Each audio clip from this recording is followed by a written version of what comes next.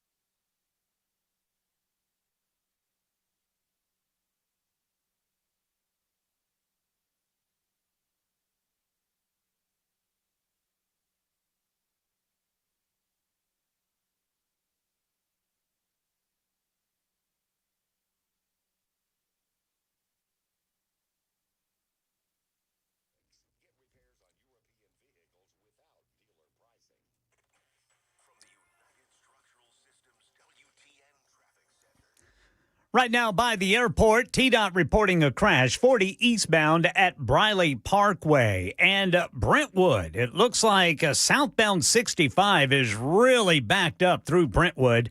And then northbound 65 to get to the South Loop, your stop and go. Same for eastbound South Loop over to 65. I'm Ken Weaver.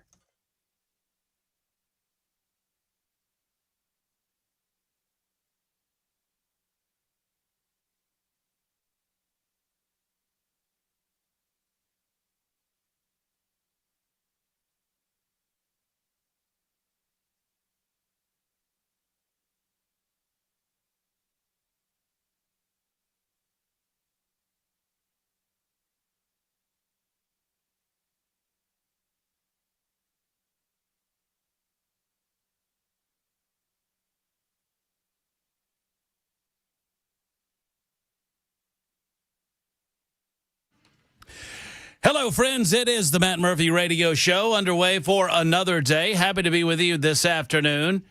It has been a wet one again in Middle Tennessee as we've been experiencing light rain and a general mistiness, a general fall feeling over the last several days. And today is there's a continuation of that. It's no exception. This Wednesday, October 29, 2025, it feels a lot like fall outside and, well, right, it should, because it is. It's 6 minutes after 3 o'clock on Super Talk 99.7 WTN and all across Middle Tennessee. We say thank you for listening and thank you for being with us. I appreciate each and every one of you. It's day 286 of Donald Trump's second term as president of the United States of America. We like to remind our liberal friends in the audience that early so that they can kind of absorb it, get it out of the way. That's 286 of 1,460.5 days that he will be your president of the United States of America. My goodness gracious, I think I have a fatal error in the studio. We'll talk about those fatal errors coming up in a moment. Speaking of fatal errors, Jackson Williams is behind the glass, making sure that everything that comes out of our speaker sounds as good as humanly possible. Jackson is the soon-to-be erstwhile executive producer of the Matt Murphy Radio Show, and we appreciate the few moments that we have left with him. Hello, Jackson. Go Vols.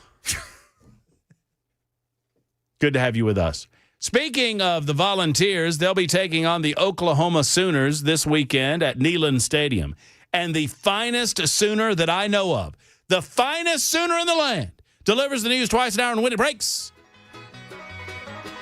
That's Ken Weaver's music. I mean, that ain't. I don't feel like that's right. I don't feel like it's right. I don't think it's fitting. I don't think that Ken has to put up with it. I don't think Ken should put up with it. I press the button so Ken does. I like how we like to keep Jackson with the illusion that he has a level of control because it keeps him a little satiated. It keeps him at bay. Hey, Ken Weaver, how are you? How about you boys? What's going on with you, man? Just, writing up news and putting up with Jackson. I mean, he started in on me already. I mean, seconds. Off mic, he started in Oh, on did he me. really? Yes. He is full of himself. There's no talking with him, Ken. He's not accustomed to. You can tell that these young Tennessee fans, they're not accustomed to the winning. They're not used to the winning. They lost my whole life. I'm going to enjoy my 20s. Enjoy today, my friend. Saturday might be a little bit different. Yeah, he told me off mic, he said, not much traffic in that Sooner end zone, is there, Ken? You know, I told Jackson earlier that I would like to take credit for this. I cannot take credit for this. I would give credit if I could remember who I heard it from, but it was since we have spoken last that I've heard this, that the Tennessee Volunteer-Oklahoma Sooner game this Saturday in Neyland Stadium will be a game between the movable object and the resistible force. Normally you hear that, it's the immovable object versus the irresistible force. Yes. Well, this game is the movable object versus the resistible force. And what that means is, Ken Weaver, Yes, sir. and Jackson, you don't get to answer because you know the answer. Do you know the fewest amount of points that the Tennessee Volunteers have allowed an SEC opponent this year? The fewest? Fewest points they've allowed an SEC opponent. You know what? No, I don't. 31. Really? 31. That is your movable object. That's encouraging. Do you know how many points the Oklahoma Sooners, as a member of the SEC, have ever scored against an SEC team? 26. I thought it was 27. Nope, 26. 26. There you have it. The movable object versus the resistible force. Yeah. Who breaks? Will Tennessee allow less than 31? Will Oklahoma score more than 26? I feel like that's where the game's won or lost, fellas. I do. John Mateer's going to throw a pick six. Hey, did you fix the TV? Did you just fix the television? Did I? I don't know. You're working. I mean, you're getting close to it. Mine's broken, so. Maybe Brother Jackson just fixed yours. Well, maybe. Mine says that my video signal has been interrupted. Yeah. Did we not pay the bill? Is that what happened? Yeah. We didn't pay the bill. That's what happened. Somebody better pay that bill. Well, I'll try to pay a few bills this afternoon. See if we can't get the television back on for Dan Mandis in Nashville's Morning News. He needs it. It's 10 minutes after 3 o'clock on Super Talk 99.7 WTN. That's a little bit of sports talk on the News Talk station as we anticipate. I'm anticipating this game between the Sooners and the Vols. I think more than between my beloved Georgia Bulldogs and the Florida Gators. I mean, I don't know why, but I am. It's going to be good. I think it's going to be just like. Well, hopefully not just like, but it's going to be a lot like Ole Miss in Oklahoma because I kind of think the Vols offense might be better than Ole Miss's. That freshman corner, it's a tall task taking on 6'5", 220 pounds of Chris Brazzle Dazzle. Yeah, I remember that fella. We did all right against Ole Miss's big old boy out there. I remember that fella from our game. No good. Matt didn't know who he was until he had already had 2 touchdowns. Well, that's the thing. That's the Vols guy. He did sneak up on Georgia like a. Who's that guy that keeps scoring touchdowns in the first quarter? I got a text about halfway through the second quarter. Who the hell is 17? Who the hell is number 17? He's a man-child. Well, he looks like he's 8 feet tall. He does. He's a huge mammoth of a man standing out there on the outskirts of the offensive line, just waiting to catch the football and run into the touchdown for another Tennessee Vols score. Josh is going to spread us out. He's going to spread that defense out. There's a few guys who know Venables. One of them is Josh Heupel. Yeah, and so does, let's see, there's another one on y'all's team that knows Venables really well, Seth Luttrell. Yeah, our offensive analyst was OU's offensive coordinator last season. Yeah. I have nothing to contribute to this conversation at this point. Just allowing it to kind of work its way. I like Just the fact say go Vols and move on. I just really appreciate that you two are talking in a friendly fashion. Hey, Ken, what side of the stadium are you sitting on? Do you know? I can't remember. You're on the Tennessee side. I think I'm in the Tennessee. Yeah, I'm definitely going to be in an orange, in a sea of orange. Oh yeah, I mean, I think there's no doubt about that wherever you might go. But you'll find your Sooner faithful. Ken, is it true? We kind of explored this yesterday. Is it true that being a Sooner is basically being a cheater? Well, right, because that's the genesis. Technically, They went. yes. There was a right, like that was the land rush, right? They went before they were supposed to. Because they wanted to get the best land. They wanted to get the best land. Yes, sir. And so they were called the Sooners because they went too soon. Right. Well, They were real fast. squirrely, wily, getting on them. Like Ken Weaver himself. I could see Weaver driving a wagon train, couldn't y'all? Up there in the seat with a little wiry fella riding shotgun with a little rifle across his knees. I imagine Ken is the wiry fella. Do you? Yeah. I'd be up on a horse going, "Giddy up, old paint!" Yeah. Ho! Ho! I could hear you say "ya mule." Ya mule. Yeah. Yeah, mule. Man, back in the day. All right, we've got a lot to get into on this Wednesday edition. Obviously, our good friend Cameron Smith will be along with us in the second half of the show, delivering, thrilling us with his acumen on the news of the day.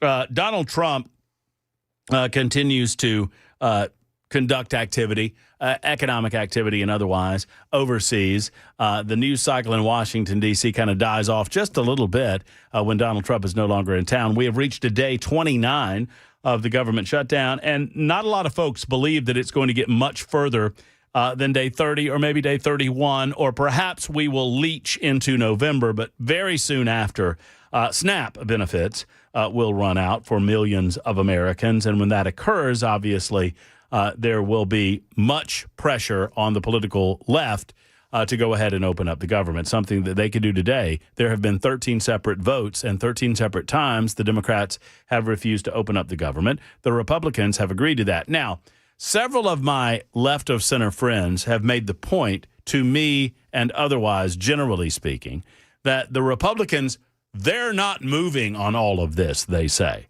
They're not shifting their position. They're not coming to a table of compromise and offering anything to the political left. My friends, this is Joe Biden's budget. Do not allow yourself to fall for this false narrative. This is Joe Biden's budget. These are Joe Biden's figures. We are continuing government growth at an unabated pace. And I would suggest to you that if there are any conservatives in Washington, D.C., any conservatives at all, those conservatives don't want this current level of spending. As a matter of fact, you've not seen any cutting yet. You think we cut from the Corporation of Public Broadcasting? That is chump change to what needs to happen to actually dig into the federal government and stop the overspending. We are on a path of unsustainability. And most conservatives recognize that. So do not for a moment suggest to me that the Republicans are not giving up a little bit on this point. They're allowing for a continuation of spending at Joe Biden levels. And Joe Biden levels are post-COVID levels. If you want to scare the hell out of yourself and your family this Halloween season, go look at spending from 2016. 2016, the year that Donald Trump was first elected as president of the United States of America. Go look at spending from 2015, the last full year, or I guess the second to last full year of the Barack Obama presidency.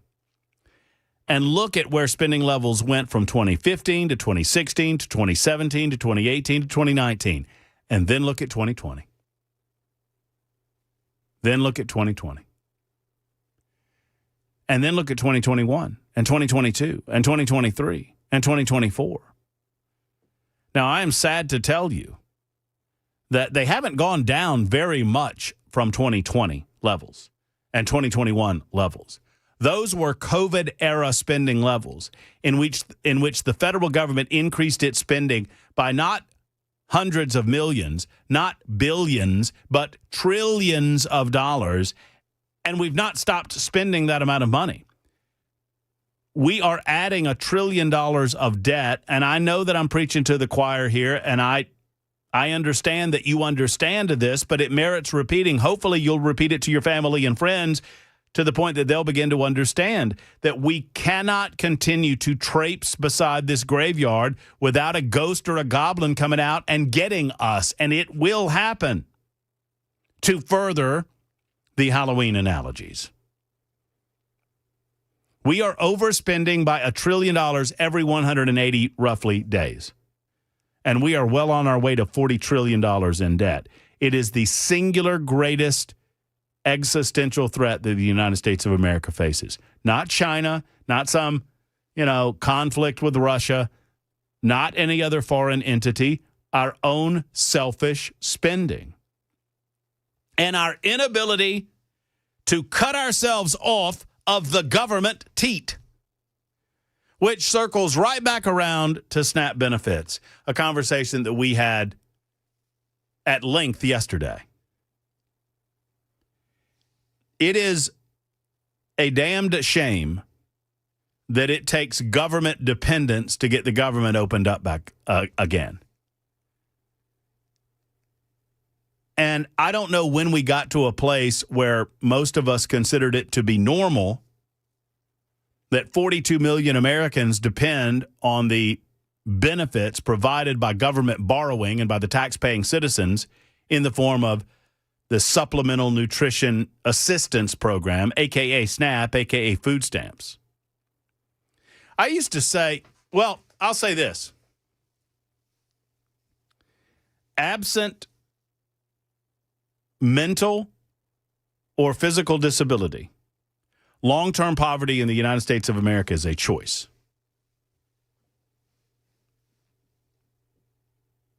End of sentence. America is, even with all of the faults that we talk about on a regular basis, the greatest beacon of hope on this globe for independent thinking, for personal responsibility, for personal and familial liberty, and for an ability, if you present the desire, if you present the want to, you have every ability in the United States of America to can do. Not a lot of countries can say that, and no country can say it like we can say it. It does not mean that we have not, for the most part in American history, we did not live up to the promise of the Declaration of Independence. Sadly. We recognize that. We are closer to fulfilling that promise than ever before in the United States of America. And there are many people that make a lot of money downing this country. There are many people that make a lot of money dividing people by class or race, national origin, ethnicity. And it bears reminding and repeating that we remain the greatest country on God's green earth. And if you have the want to, absent mental or physical disability, there are precious little excuses in the United States of America. I understand that bad things happen to good people. I understand that people go through temporary issues, things that they could not possibly foresee happening to them, whether they come in the form of a natural disaster, whether they come in the form of, an untimely divorce, where a woman who is a part of a family who has 2 children now becomes a single mother and has to figure that out. I'm very sensitive to those things. Hell, I was raised by a single mother and my grandparents. I get it. But I stand by what I said. And if you're budgeting monthly food stamps into your budget, you're doing it wrong. you're doing it wrong. I'm not coming after you.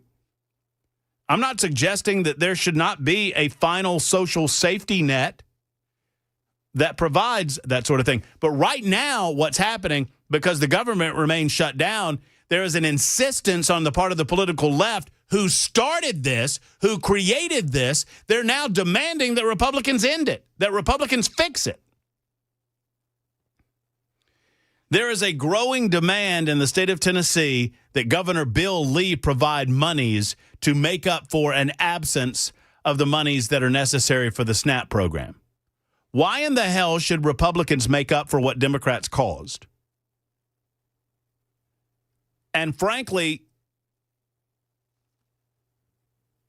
it's far easier for the Democrats in Washington, D.C. to solve this by going and voting to reopen the government.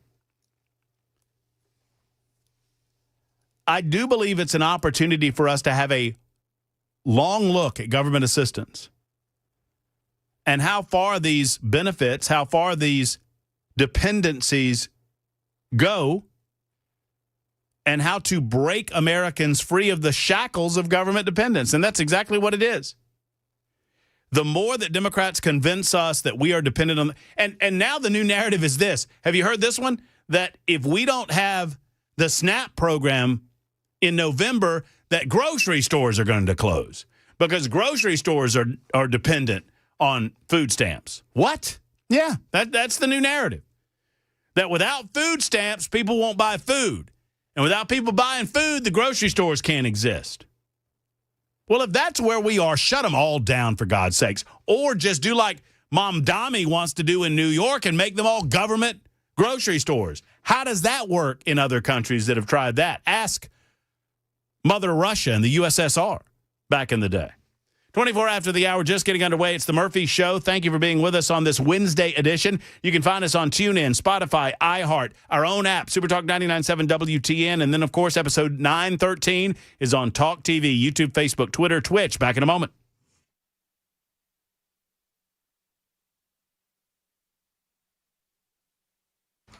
That's the next segment.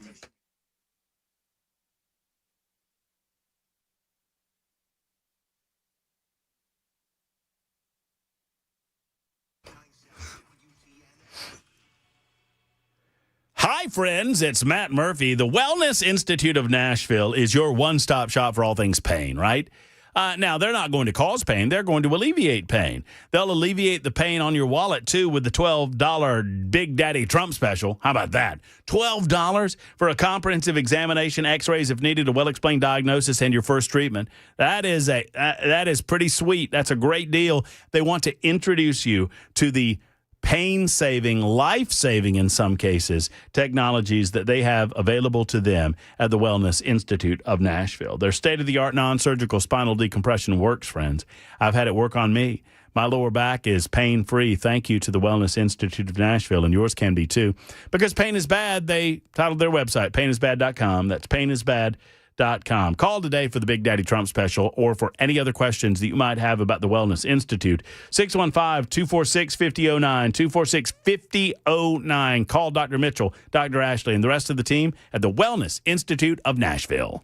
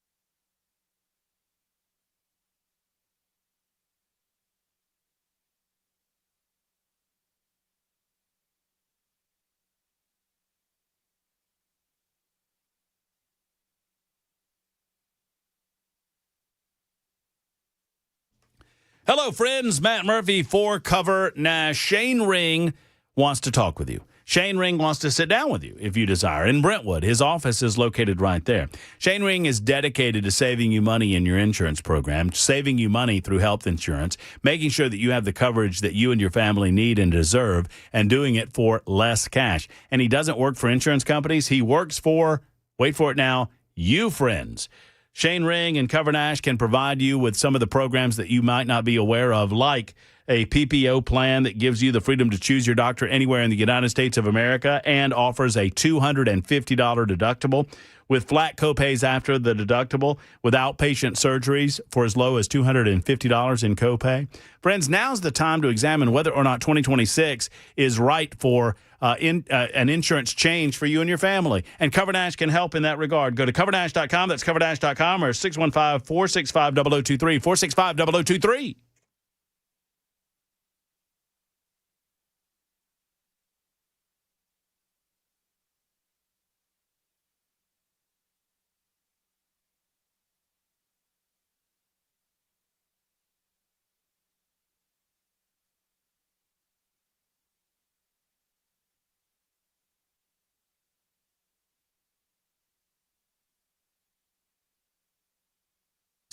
I'm Ken Weaver with your top stories. Got the full forecast, another traffic update here in 5 minutes. And right now in Middle Tennessee, General Motors reportedly set to temporarily lay off about 700 workers at its Ultium Cells battery plant in Spring Hill.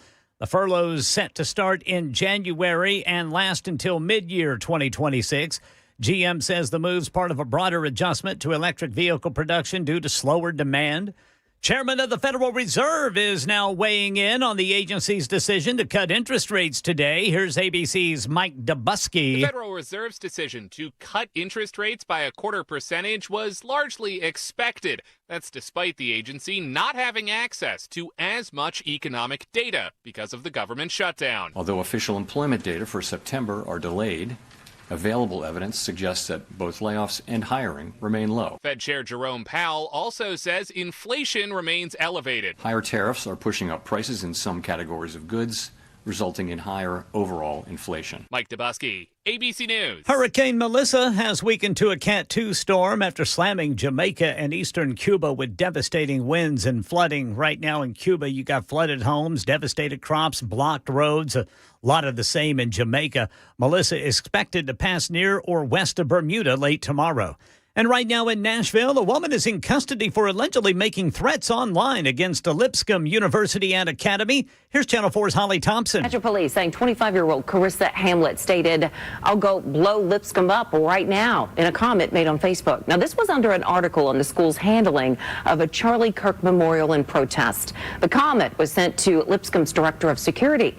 Hamlet's charged with threatening mass violence against a school and false reporting. Lipscomb has clarified she has no affiliation with the school. That's the latest news, traffic, and weather next. I'm Ken Weaver, WTN News.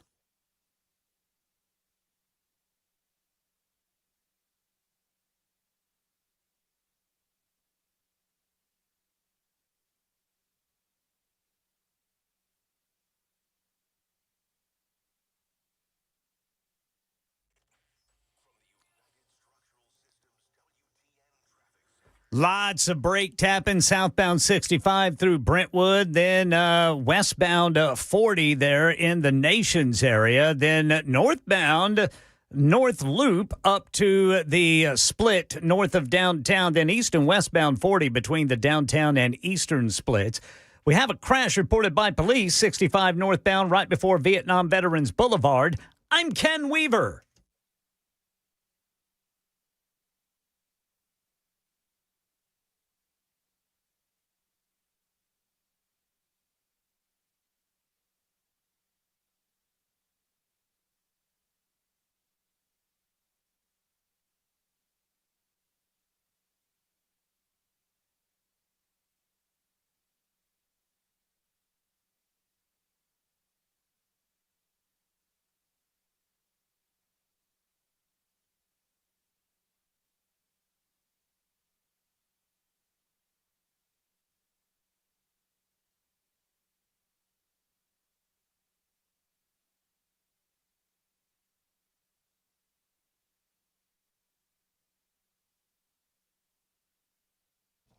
Hello, friends. It's Matt Murphy for Alpha and Omega. Alpha and Omega, not new to the managed services industry and certainly not new to the computer industry. They've been around since 1998.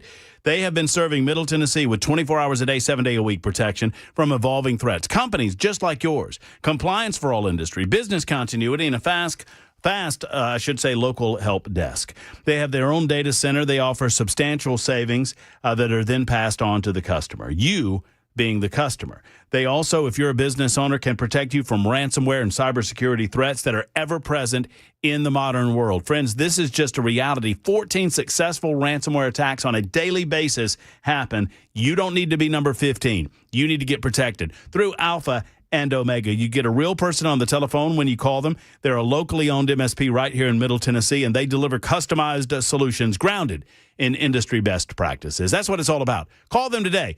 ANO.net online, ANO.net, or call 615-784-0096, 615-784-0096 for Alpha and Omega.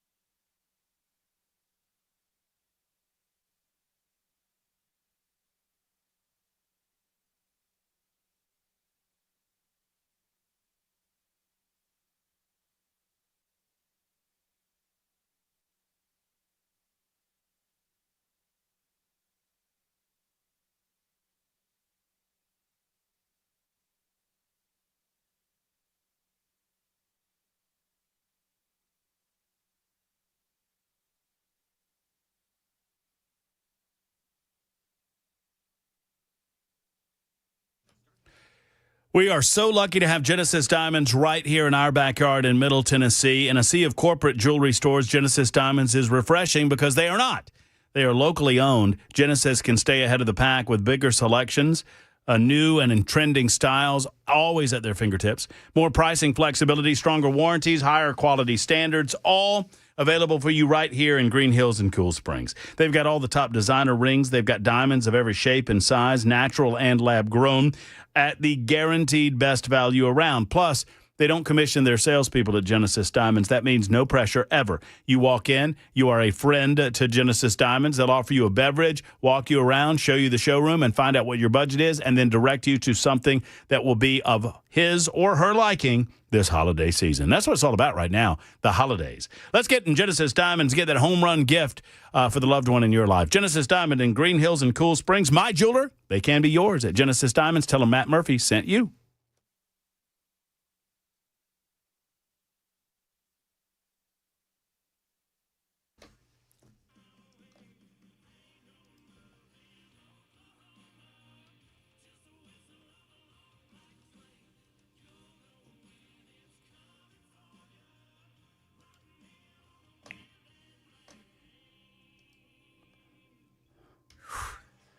If I'm grumpy, oh, this is nice. I see you can. Never mind. I'm not going to take out my grumpy on you, Jackson.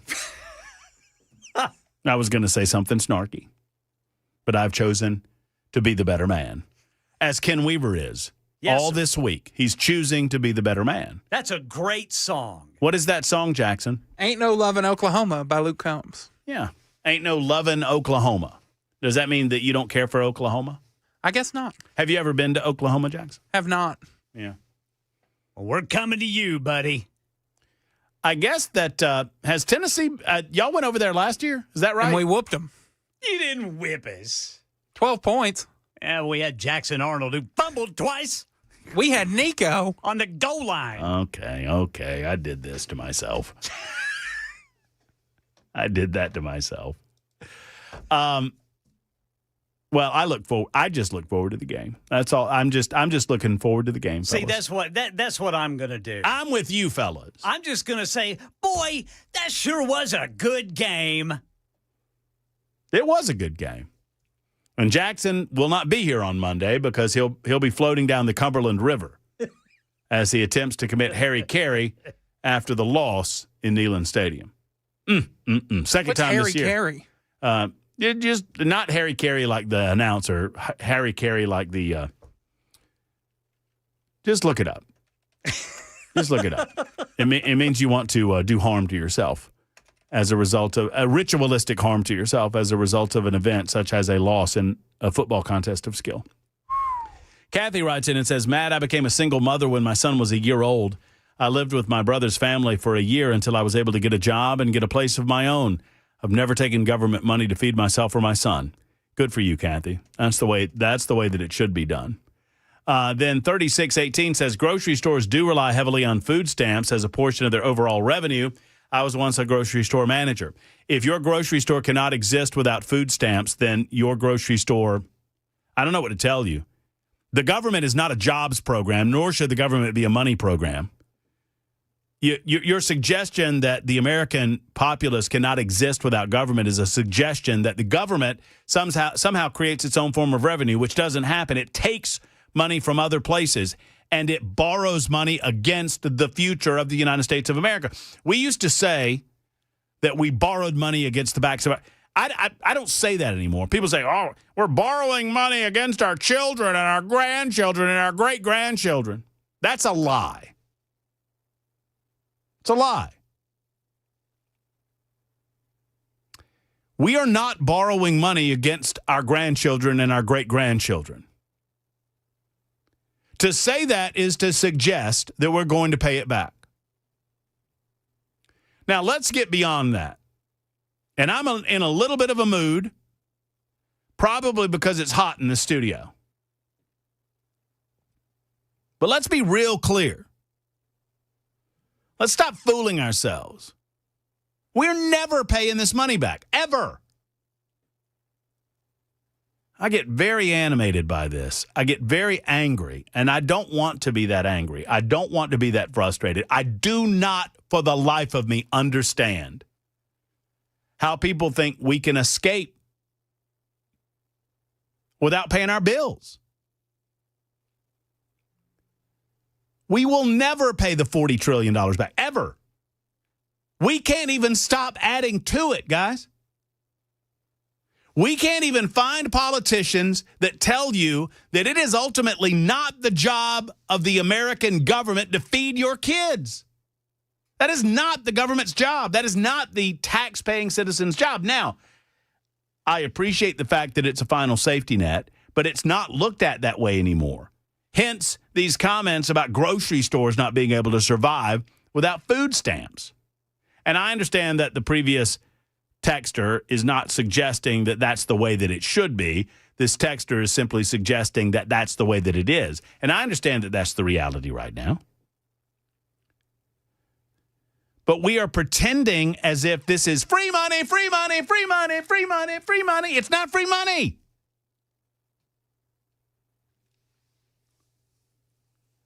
And we'll never pay it back. So don't allow people to get away with saying, well, we're putting this on the backs of our grandchildren. No, we're not.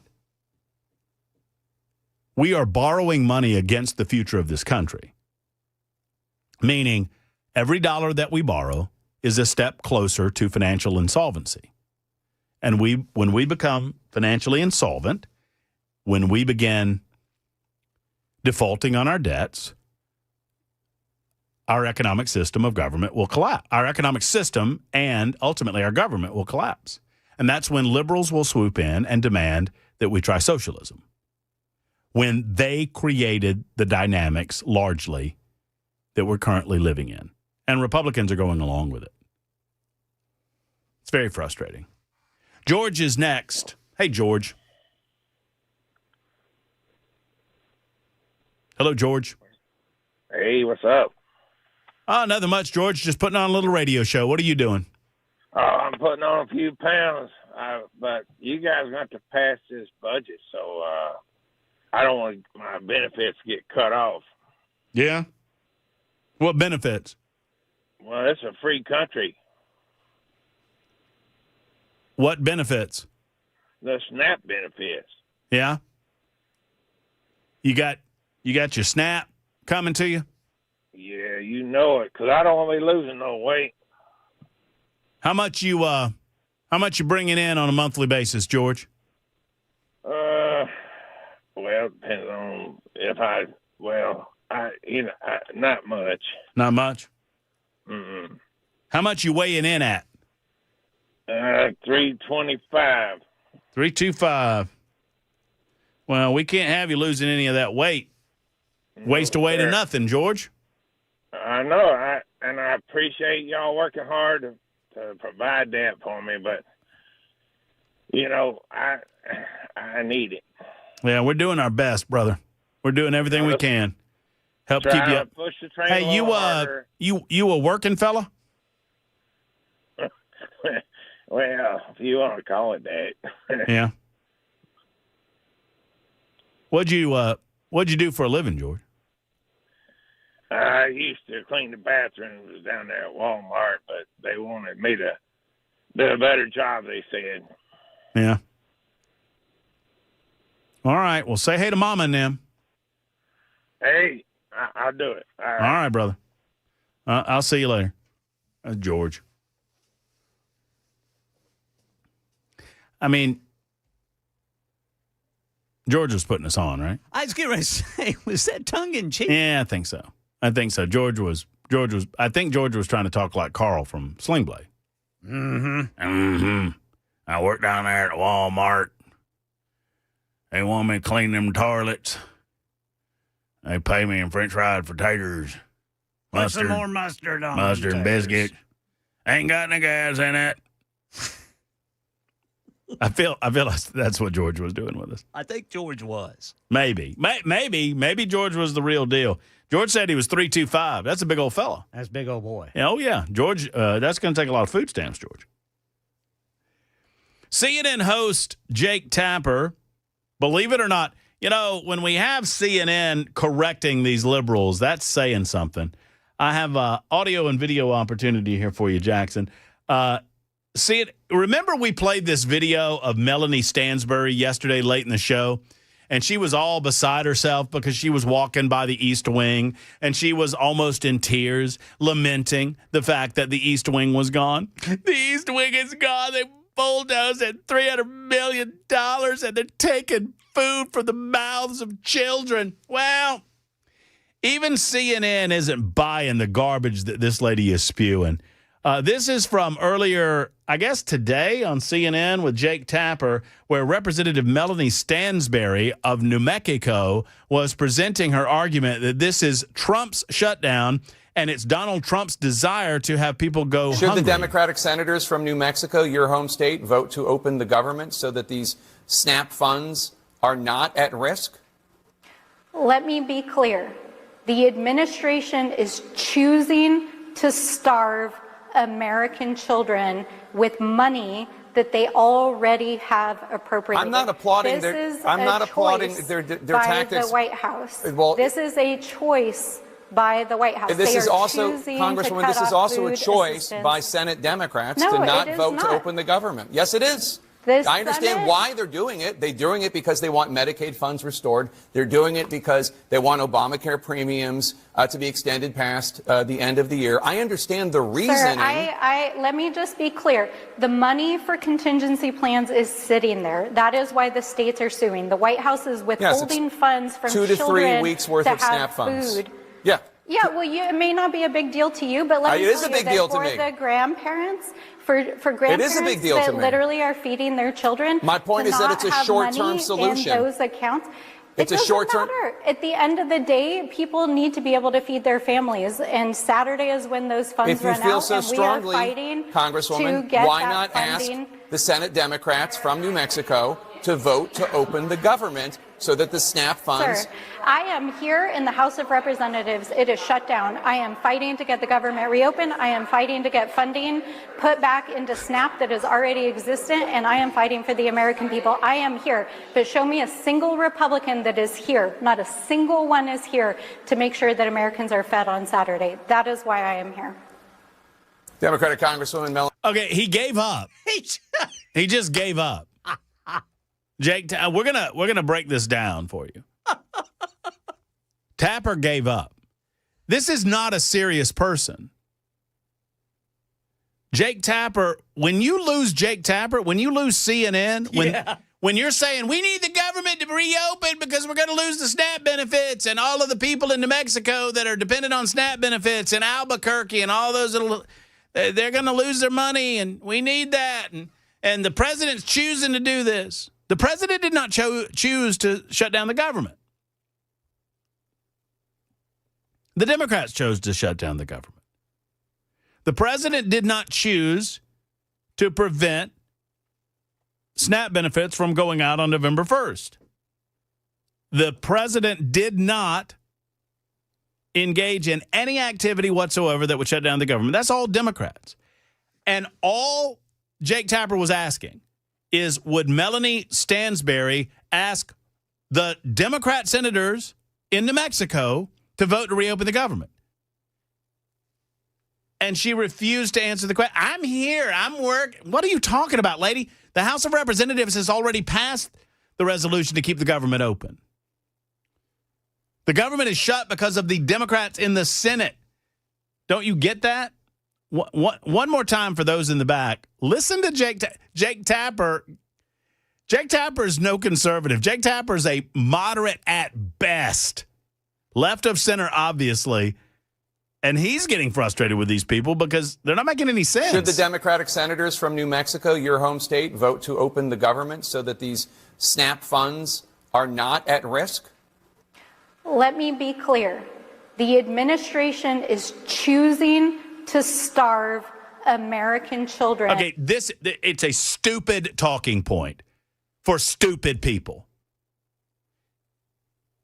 And what makes me want to vomit over these politicians is how smart they think they're being. Let me be clear. This administration is cute. No, they're not. You Democrats are doing this.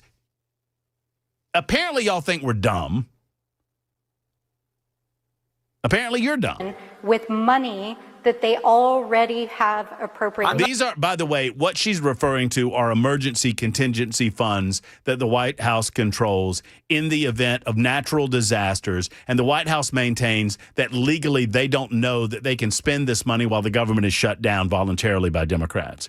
So the suggestion is they use monies that's typically set aside for emergency operations during times of emergency, most often during times of natural disaster, so that money can get to those areas most needed when other functions of the government cannot happen during natural disasters. That's what they're referring to. They're laying this off on the Republican president of the United States of America when he had nothing to do with shutting down the government to begin with. I'm not applauding their tactics. By the White House. Well, this is a choice by the White House. This is also, Congresswoman, this is also a choice by Senate Democrats to not vote to open the... Okay, you hear her deny reality? Tapper, it's also a choice by Senate Democrat. No, it's not. What are you, ma'am? You are literally not making any sense. You're just lying. The government. Yes, it is. I understand why they're doing it. They're doing it because they want Medicaid funds restored. They're doing it because they want Obama. By the way, Medicaid funds restored to COVID level era. The COVID level era allowed for illegal aliens to receive medical benefits on the back of the taxpaying citizens, which is what the argument has been from Republicans all along. Obamacare premiums to be extended past the end of the year. I understand the reasoning. Sir, let me just be clear. The money...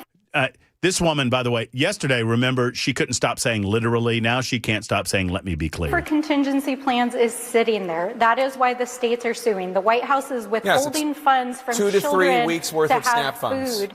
Yeah.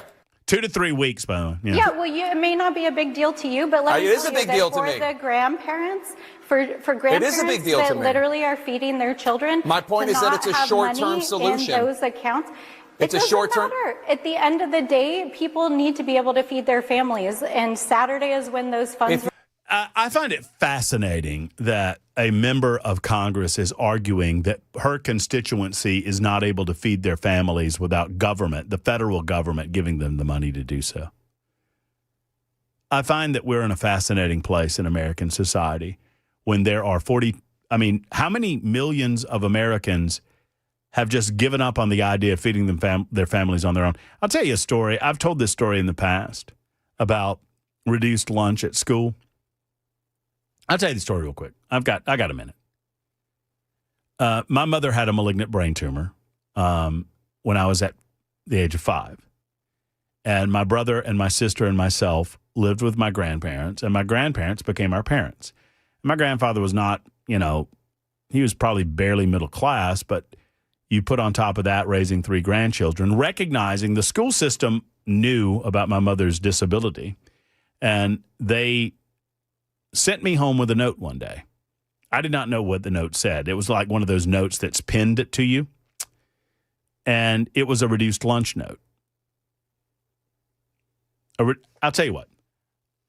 I can't finish this story because we're late. I'll go to a break. I'll finish up the story on the other side regarding my grandpa and reduced lunch. It's 54 after the hour on Super Talk 99.7 WTN.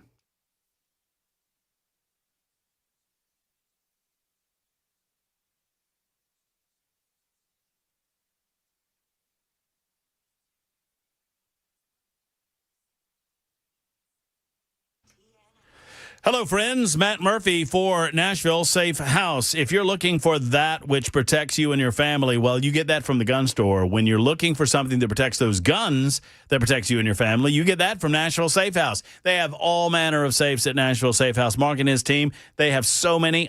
The maze of safes in the showroom.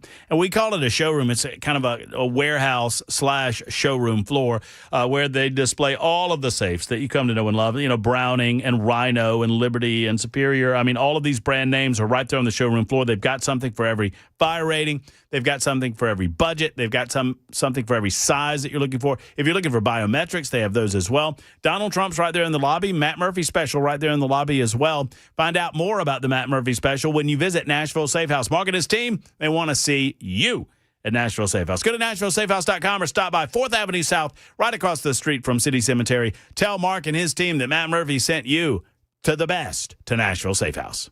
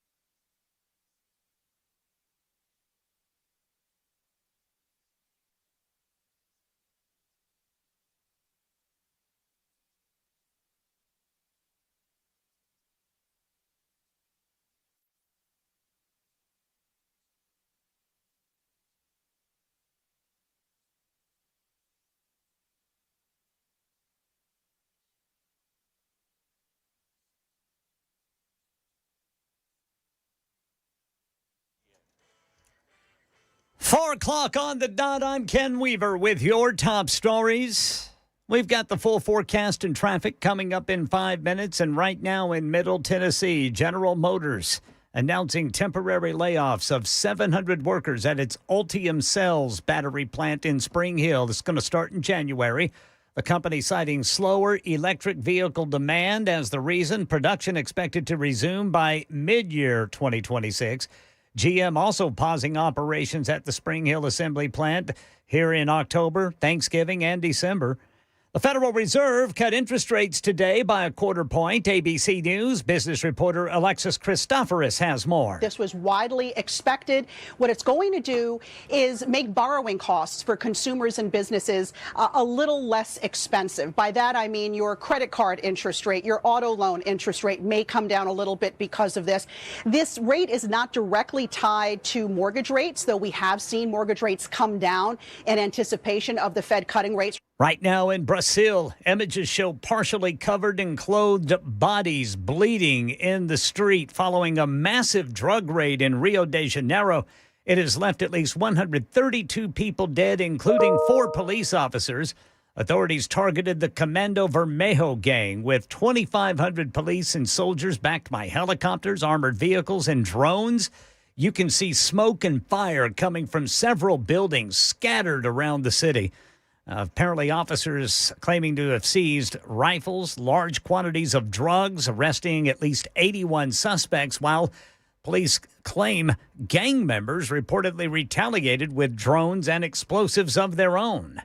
And right now in Jamaica, Ike Ejaichi on the aftermath of Hurricane Melissa. One of the biggest issues here in Jamaica are landslides. A wall of water and debris came rushing down from the Jamaican Blue Mountains, downing power lines.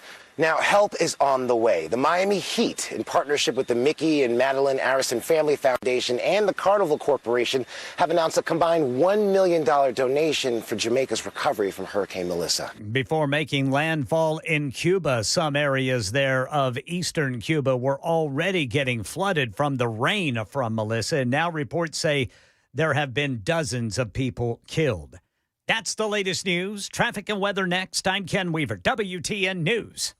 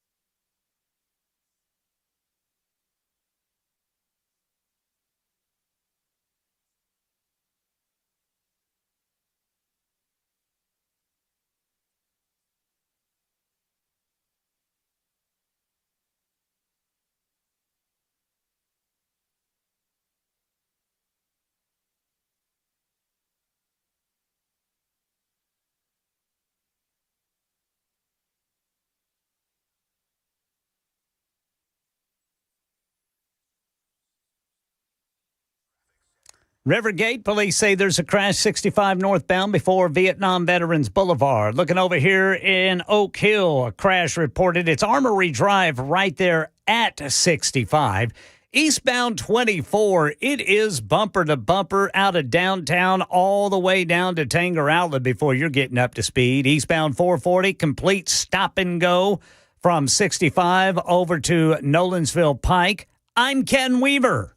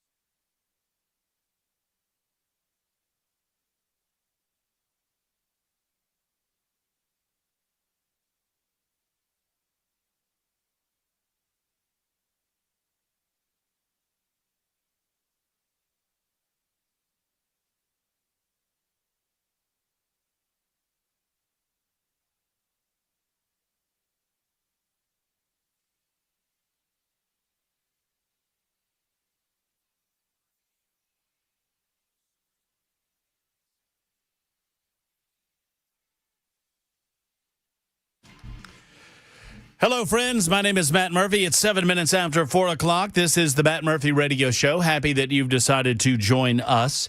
We are set to end daylight saving time this weekend, go back to standard time. I'm not a fan. We shall discuss at some point during the show today.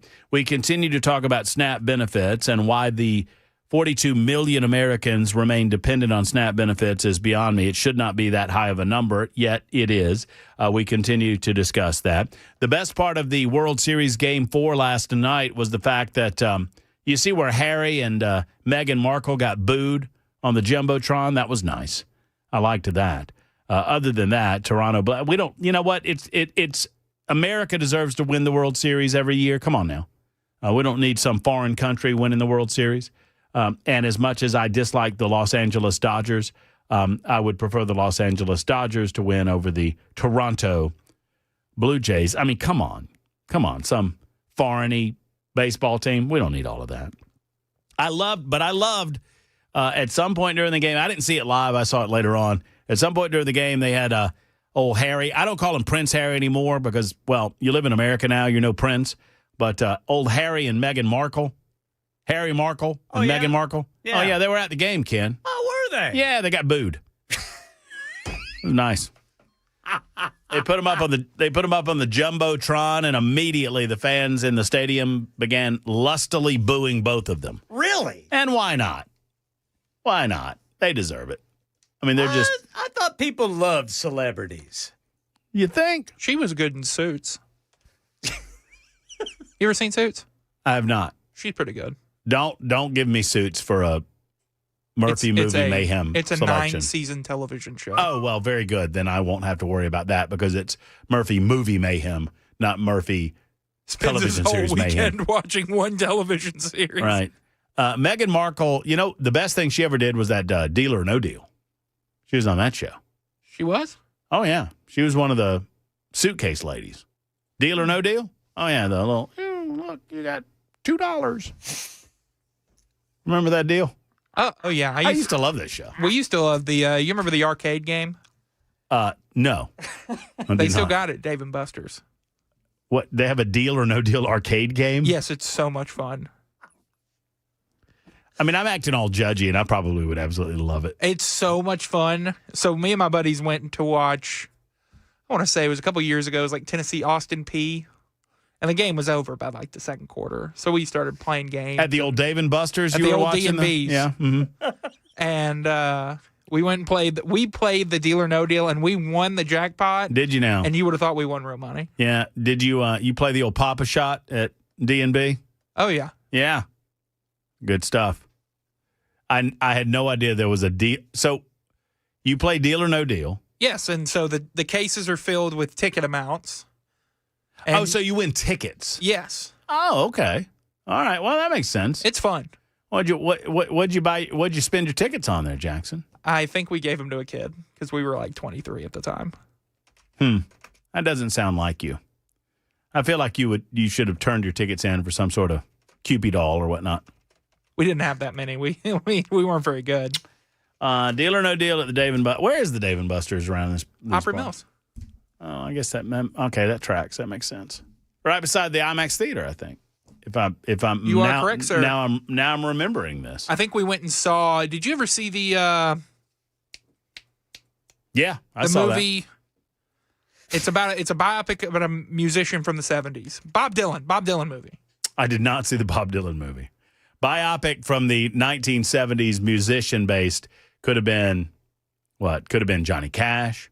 Could have been Ray. Could have been the Elton John flick. Could have been that Queen movie. But this one you're talking about is with Timothy Dylan. Chalamet. Oh yeah, Bob. Yeah. What was it called? The Times They Are a Changin'? Or A Beautiful Thing or something like that. I don't think it was A Beautiful Thing. I can't think of it. It's the name of it. My buddy wanted to see it, so we all went, and then we went to Dave & Buster's. Maybe it's called The Vols Got Run Over by Oklahoma on Desolation Road. Here we go. Okay, Kim. That one didn't land. Andy wants to know if LA's a foreign country. It might as well be. 5284 says, really, the Dodgers mock Christ. They did? Did they? Y'all tell me. I did not know anything about this. Sorry, Harry, no Kings. We don't do Kings in America. Just asked the protest last week. That's exactly right. You got a little taste of that there, Harry, when you appear at a Los Angeles Dodgers game. In the meantime, Tom Cotton, senator from Arkansas, is a staunch advocate against daylight saving time and making it permanent in the United States of America. Look, all of you people with school-age children, y'all are ruining it for everyone else. Because anytime we have this discussion about permanent daylight saving time, all of y'all come out of the woodwork whining and moaning and mewling and puking about, oh, my precious angel's going to have to stand at the bus stop and it's going to be dark. We got to make some decisions for the betterment of this country. And frankly, I'm sick to death of the time change. And I'm telling you, come Monday, y'all are all going to be moaning and complaining. You're all going to be walking around your offices and they're going, you're going to be, you get a cup of coffee. Man, time change. I hate the time change. Time change sucks. Well, we need to do something about it. And twice a year, I get the opportunity to complain about doing something about it, and we never do anything about it.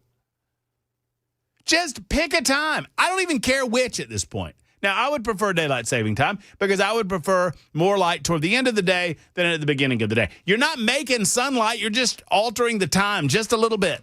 Making sunlight. You're not right. You're not making daytime. The daytime doesn't change. You get less sunlight during the winter. Therefore, you have less of a window during the winter. And the people that advocate for daylight saving time want more daylight toward the end of the day at 4:30 in the afternoon or 5 o'clock in the afternoon or 6 o'clock in the afternoon, as opposed to at the beginning of the day at 6 o'clock or 7 o'clock in the morning. The other side of it, they want that daylight in the early morning hours so that they can go to work and it's light outside, or their kids will stand at the bus stop and it's light outside. And I get you. I feel you. I don't really care. Can we just pick one and go with it? What I can't stand is the idea that we change it for no reason. I defy you to tell me the justifiable reason for the change in time in 2025. There isn't one. Joe says it really is a lousy excuse with the dark bus stops. My kids don't care. And at a certain point, it's a little friggin' dark anyway. Yeah, they've all got their phones on, so they got lots of light. I mean, yeah. I mean, if your kid can't manage a, slightly dark bus stop, I don't know what to tell you. 1323 says, thank you, Matt. I'm sick of these parents whining. I mean, it really is. We have this conversation. They just voted, if you're wondering, the Senate just had an opportunity to vote to make daylight saving time permanent, and they couldn't get it through. They couldn't get it through. Now, 7679 says eliminate daylight saving time. Well, understand what you're asking for. You're asking for the evenings to get dark in the summertime at around, 7:30, 7:15, something like that, during the summer. Because remember, you don't have the time change anymore. And so the wintertime remains what it's about to be. Come next week, this time, it will not be it'll be 3:15 this time. And it will be dark at around what? 5:30? 2?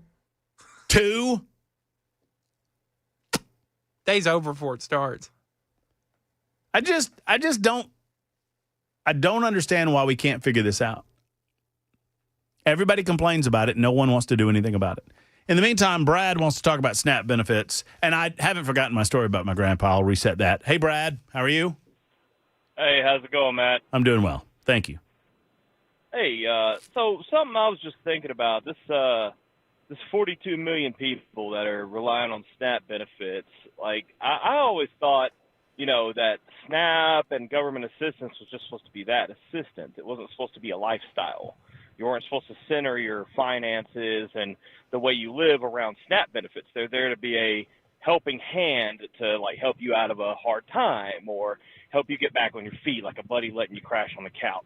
It's not, we need to spend the next decade on SNAP benefits, and then when it goes away, what am I going to do? You think that might, in a realistic society where people actually use their brains and think, that might be a wake-up call to maybe reevaluate their lifestyles and how they live, and maybe use this as an opportunity for betterment and making things better for themselves and their lives in any means possible. Yeah, I mean, obviously, the purpose of the government involving itself in the feeding of people, I mean, it started with a concern about children going hungry. And that led to a desire on the part of government to make sure that there was never there was a safety net, a temporary safety net to provide as a last case scenario, to provide food opportunities for parents with children. That was the design. And now it's become a part of budgets. And that's my concern, is that we have shifted our mentality to the point that millions of American people, they don't depend. It's not even a matter of dependence. They don't look at it as dependence. They look at it as an entitlement. They look at it as they are owed this amount of money from the largesse of government. That's what my concern is. Okay.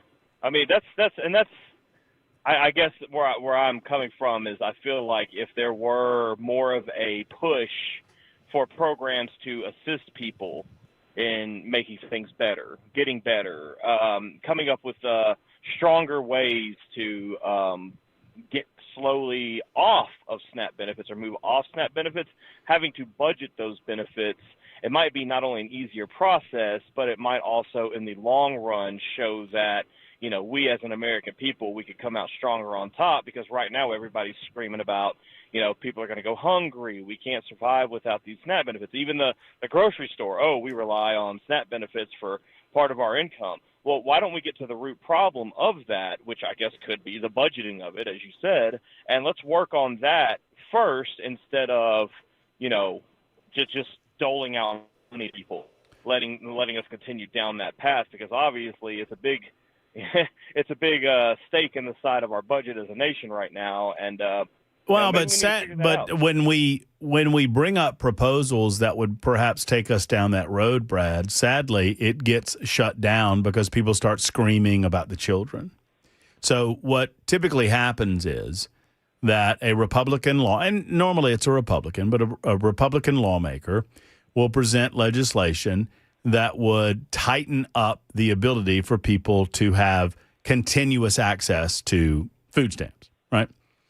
So this involves requiring individuals that receive SNAP benefits or EBT or food, whatever you want to call them, that they check in more regularly, that they demonstrate that they're attempting to better themselves through a better work, situation or whatever, that they demonstrate that they are working if they are able-bodied and have an ability to do so. And then there is a financial requirement that they present their finances to the people that are providing the SNAP benefits, and they have to demonstrate that they're not making a certain amount of money that would disqualify them from the benefits. When these types of tightening of restrictions are proposed, typically it's the left that howls that Republicans are trying to starve children. That's where they go immediately. That's where they go. And we just need to start dismissing this argument, this nonsense, because, and here's why. Because if there's anyone that falls through the cracks of the government benefit program, there are plenty of programs available in our local communities that can assist people in terms of food. There are local food banks. There are churches. There are charitable organizations. I don't know of a single church in Nashville, Tennessee. If I went up to the church and I was someone that was hungry, that had children, and I knocked on the door of the church and I talked to an elder of the church, I don't know of a single church in Nashville, Tennessee that would not do something to assist me to help me feed my family.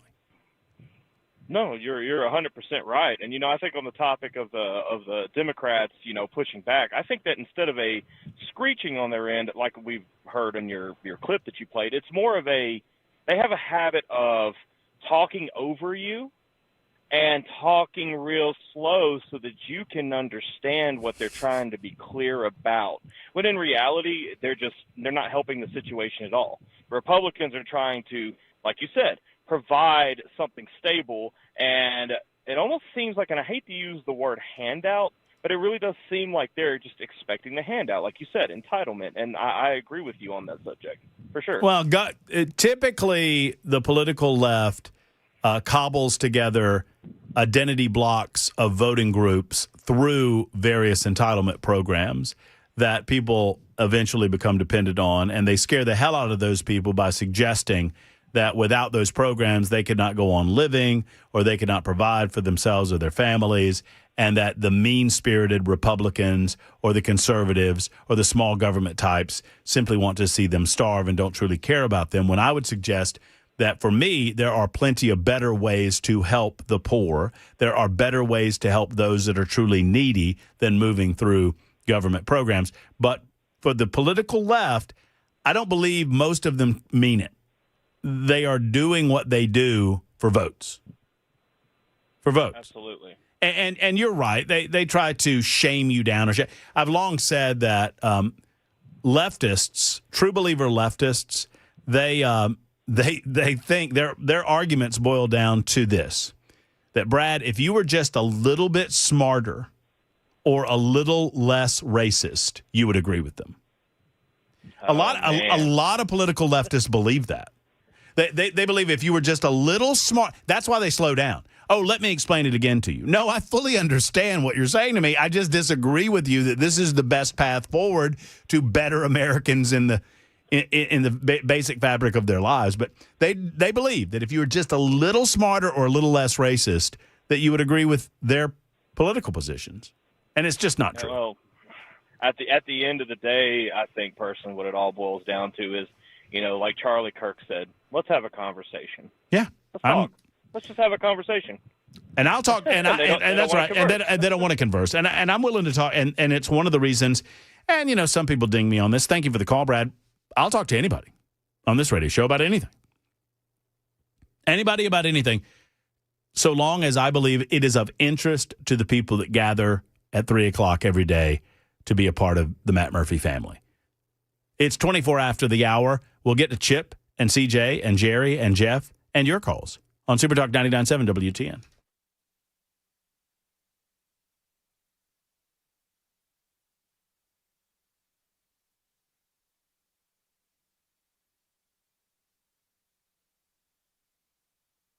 Hi, friends. It's Matt Murphy for U.S. Pest. What's going on?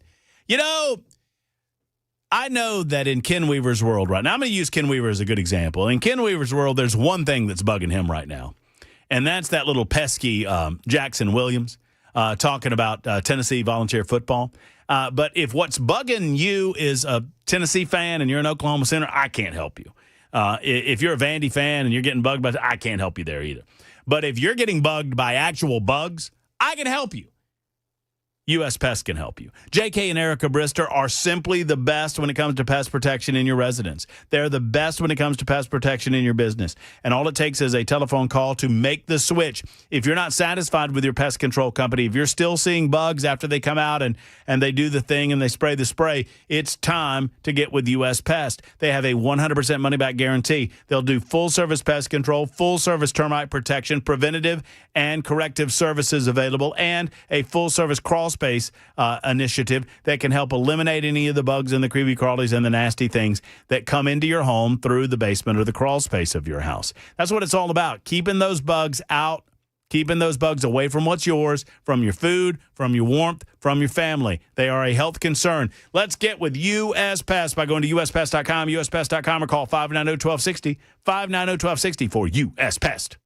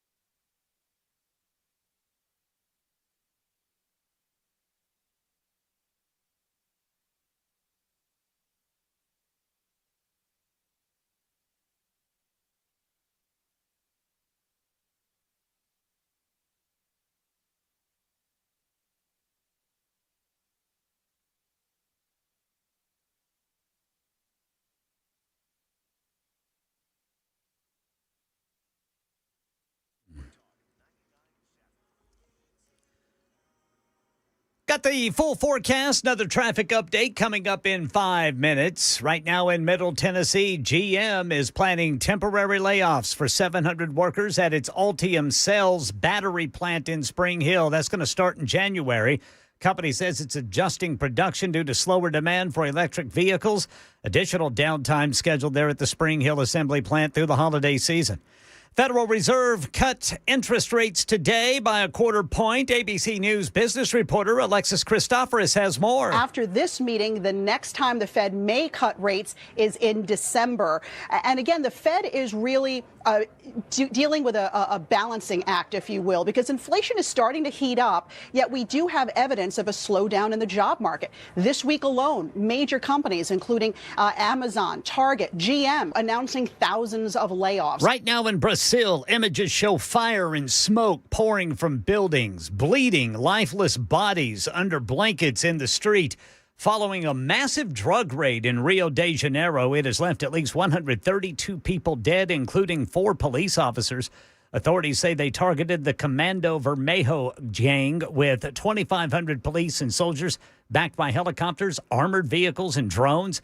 Officers say they seized rifles, large quantities of drugs, arrested 81 suspects, while gang members, they say, reportedly retaliated with drones and explosives.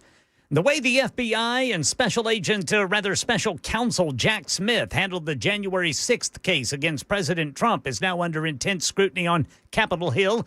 ABC News national correspondent Stephen Portnoy has the latest from Washington. Republican senators aired their fury upon learning that as he brought the January 6th election interference case, special counsel Jack Smith sought nearly 200 subpoenas targeting GOP-leaning organizations, donors, and Republican members of Congress. Senate Judiciary Chairman Chuck Grassley. If this had happened to Democrats, they'd be as rightly outraged as we are outraged. Senator Ted Cruz says Smith's team sought his cell phone records as part of what Cruz now calls Joe Biden's Watergate. There will be accountability. Stephen Portnoy, ABC News, Washington. That's the latest news. Traffic and weather next. I'm Ken Weaver, WTN News.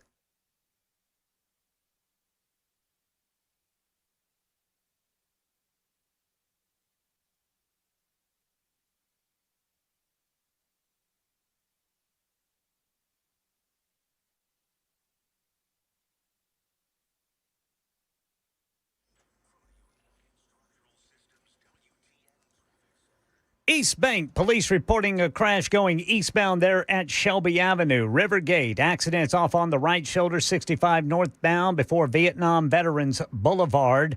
Then we've got extremely heavy traffic if you are north and southbound 65, either side of 440.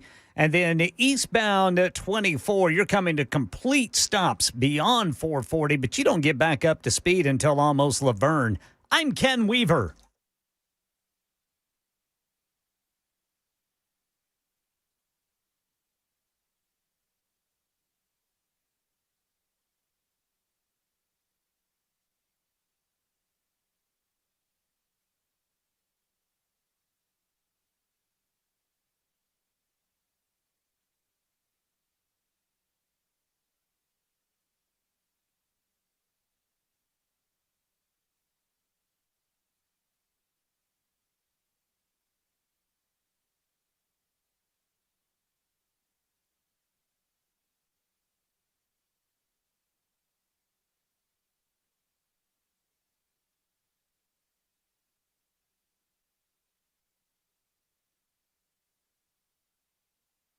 You know, someone once said, do all the good you can by all the means you can and all the ways you can and all the places you can at all the times you can to all the people you can for as long as you can. It's a nice sentiment, right?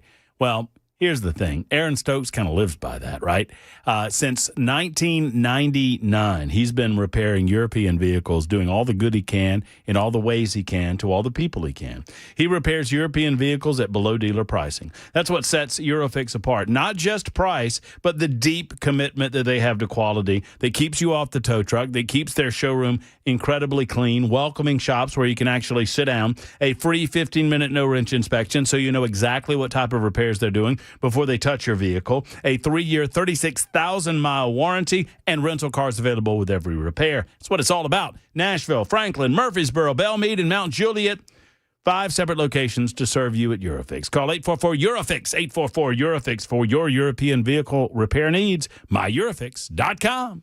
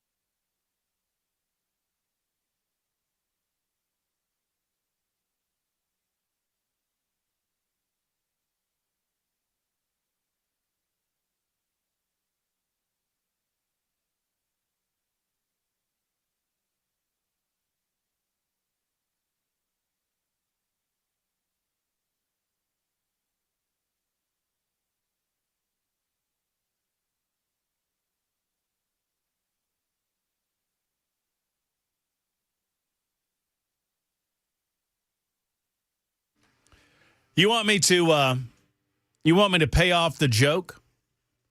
The title of we're on Talk TV, YouTube, Facebook, Twitter, Twitch, Rumble. Episode 913, proceeding along as designed. We're also on TuneIn, Spotify, iHeart, our own app, Supertalk 99.7 WTN, and then, of course, on the good old radio dial, 99.7 FM. You want me to pay off the joke? Sure. You give the setup, and I'll give the punchline. Hey, Matt. Yes, Jackson. Why can't witches get pregnant? Because their husbands have Halloweenies.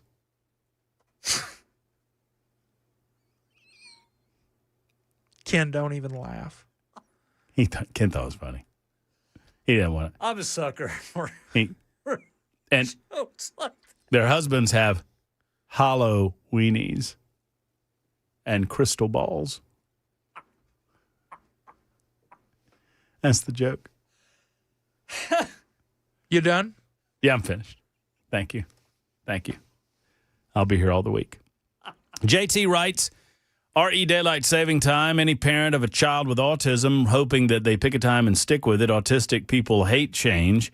Changing the clock twice a year is ludicrous. Rant over. Never thought about that, but makes sense. A lot of times it's the parents that are preventing a change to permanent daylight. I mean, I think most of us agree. I think studies have shown that over 90% of Americans agree that we should pick a time and stick with it. It's all a matter of which time, and that's where we get caught in somewhat of a bog. Chip might have the solution for us, though. Hey, Chip, how are you? I'm doing well. How you doing? I'm great. You know, I went to get my physical. I'm 67 years old. Yes, sir. So I had to fill out my, every time you go to get a physical, they make you fill out forms or the e-pad or whatever they do now. And they wanted to know what my gender was, what my sexual orientation was. I don't remember these being on the question last, and I thought Trump eliminated stuff with his executive orders. But since they're going to continue to do that, how about we get to choose which daylight savings time, or the savings time that we are, or not savings time, the time zone that we relate to, either your standard or your daylight. And then your calendars and everything get updated based on which one you choose. If you can choose a pronoun, you can choose a gender and stuff. Why can't we choose what time zone we orientate to? Oh, I see. We can choose to identify as Eastern Standard Time. Exactly. We can choose to identify as always on daylight saving time. Sadly, those that will not would I don't know that they would take many excuses about being an hour late constantly to everything that you go to, but that's probably true. But I don't know. I was just trying to think of a solution. Well, so, I appreciate that.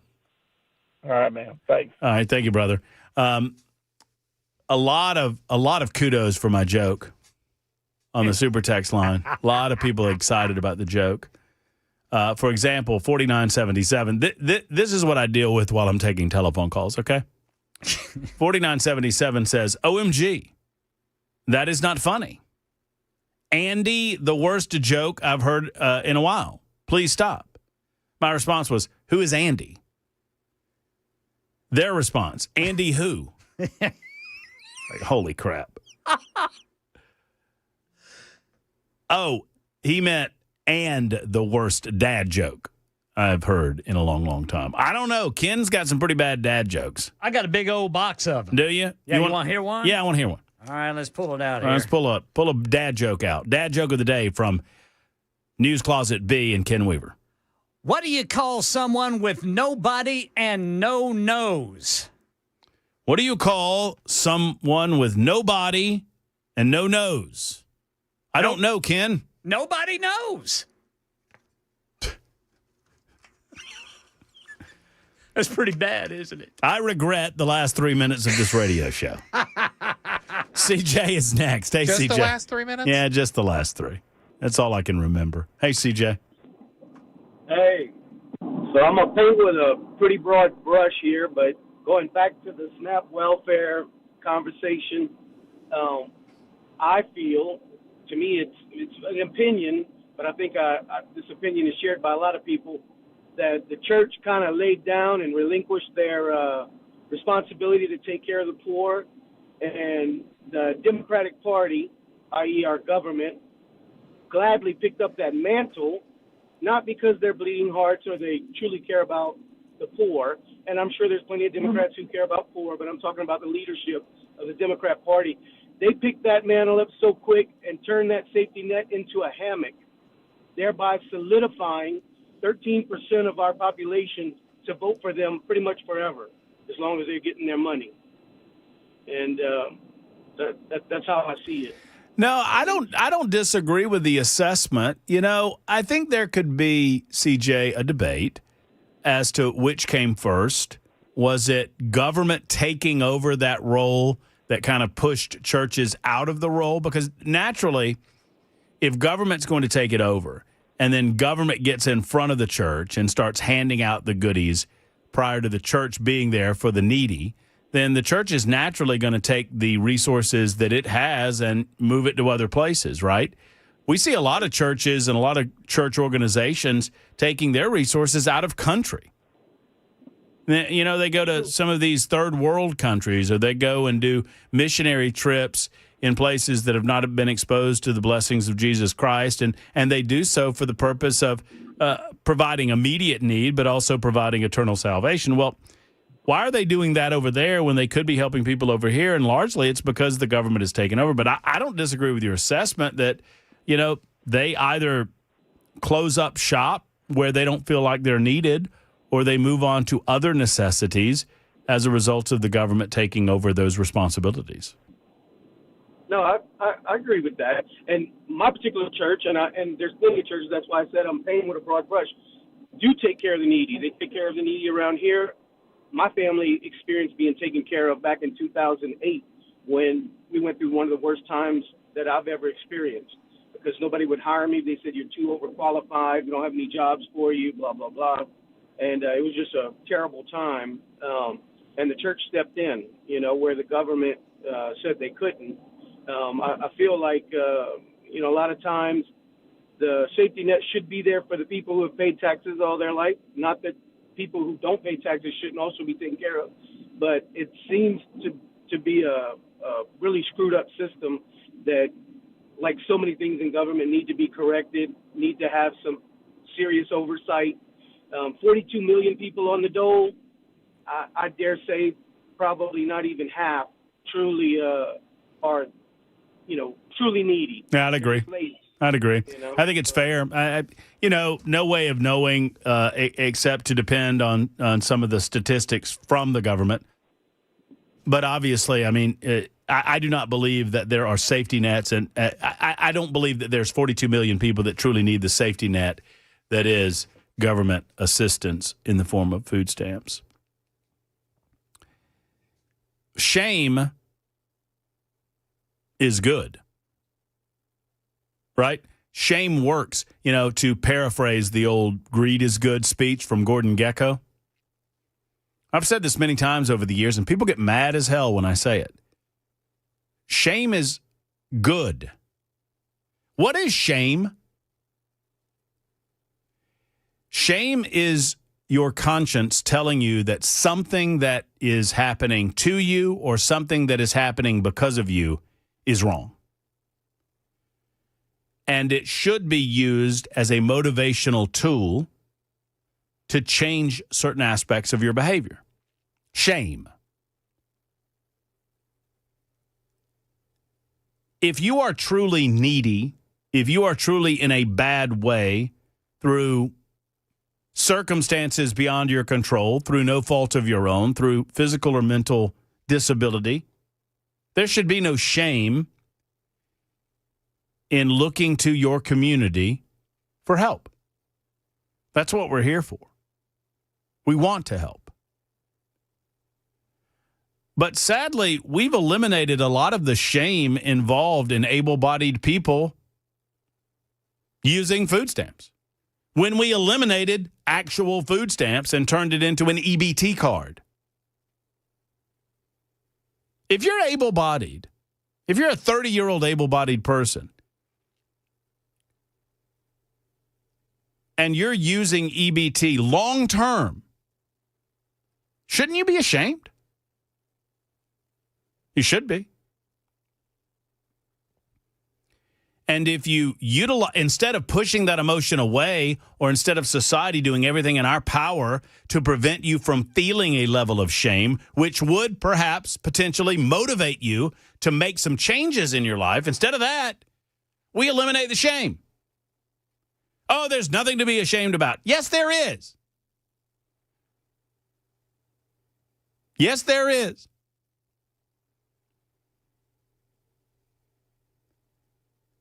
And that is not to vilify or demonize the people that are experiencing it. No, that's not, no. There have been points in my life where I was ashamed of myself. Of course. I was ashamed of my situation. Of course. We've all gone through that, haven't we? What did you do with it? You didn't want to feel that way anymore, did you? And if you took that moment in time to motivate you, you did everything in your power to make sure that you did not re-experience those emotions.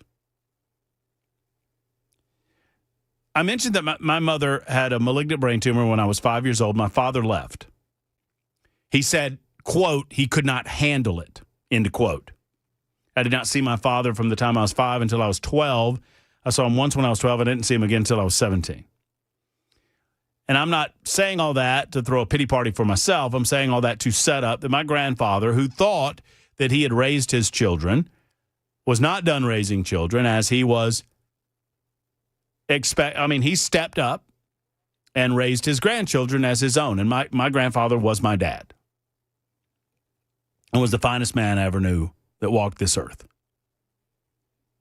And I remember after my mother, it was a couple of years, I maybe was 7, maybe 8, but my mother was home. We rented a house a few doors down from my grandparents' house. So my mother had a certain level of independence, but she was still near my grandparents, and we stayed with her, but we were ultimately raised by my grandparents, and they were taking care of the finances and all of these types of things. And I was sent home with a note. I did not know what the note was, but it was a note allowing our family to apply for free or reduced lunch. And the note was, one of these basic, hey, we understand that, there are kids in certain circumstances, and we understand that your circumstance would potentially make you available for or, eligible for free or reduced school lunch. And so, my grandfather was a self-employed mechanic at the time. He left his job at Knox Rivers Construction Company in Thompson, Georgia, Thomson, no P in Thompson, and went out to work on his own because he had 3 grandchildren that he had to take care of in addition to himself and my grandmother. And he had my mother to take care of at that point. He had to pay bills, medical bills, in addition to taking care of 3 kids. My grandfather was working, all I know is that he was gone when I got up in the morning, and he was gone until 6:30, sometimes 7 o'clock at night. He was working in excess of 12 hours a day, 5 and sometimes 6 days a week. The man worked hard every day of his life. Had the finest work ethic of anybody that I ever knew. And I gave the note to my grandmother, and I didn't really understand it at the time. So this is an adult Matt Murphy looking back through the eyes of child Matt Murphy, and I didn't really understand what was going on. But my grandmother read the note, and she left it on the counter after I got home from school, and the note sat there on the counter until after my grandfather got home. And my grandfather would always wash up outside and get the big grease and whatnot off. And then he would he'd take off his work shirt. He had his undershirt on, and then we'd come in the house and he would go in and take a shower. And he walked in the house. I'll never forget it. And he came in, and he was looking at some of the mail on the counter, and he saw this note, and he picked up the note, and he read the note, and he looked at my grandfather. And I can't say exactly what my grandfather said because it involved a GD, but I'll alter it just a little bit. He said, "I will be damned if somebody else feeds my children." And he balled up the note, and he threw it away, and we never spoke of it again.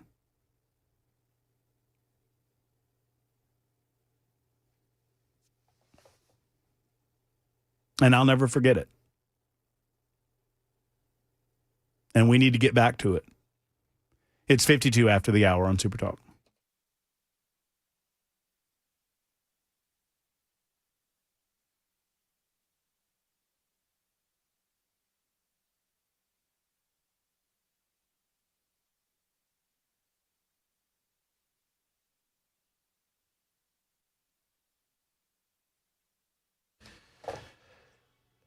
You know, who knows what happens in a child's life that can lead them down a path of destruction and despair. But it does happen often. And oftentimes this manifests itself in a life of crime. And these men become, well, they become takers, not givers.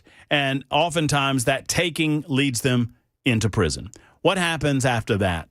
Do they learn in prison to become better men? Well, sadly, often it is not the case, unless and until we present to you Men of Valor. Men of Valor, they help equip men with the tools and resources that they need to succeed upon being released from prison, to include housing, food, clothing, transportation, identification, employment, recovery groups, counseling, and much, much more. And it all comes through the love of Jesus Christ and a belief that if you present men with an alternate path, a better road, they will take it, and they do. Friends, the recidivism rate in Tennessee drops dramatically with Men of Valor graduates. Did you know it's well over 50% for those who get out of prison within 3 years? Men of Valor graduates is less than 15%. That's we're talking about a return on investment. If you can, please give to Men of Valor as you can, either through volunteerism or through your monetary donations. Go to movministry.com. That's movministry.com. It's giving season, and we ask that you give, if you can, to Men of Valor.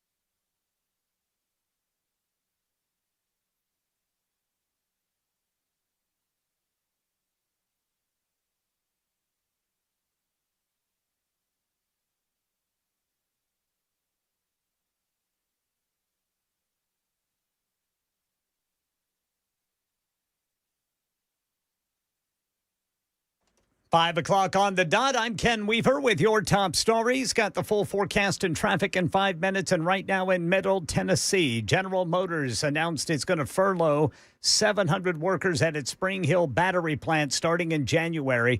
The company says it's scaling back electric vehicle production due to shifting market demand. GM also plans holiday season shutdowns at its nearby assembly plant, both this month, then Thanksgiving and December. Chairman of the Federal Reserve now weighing in on the agency's decision to cut interest rates. Here's ABC's Mike Dobusky.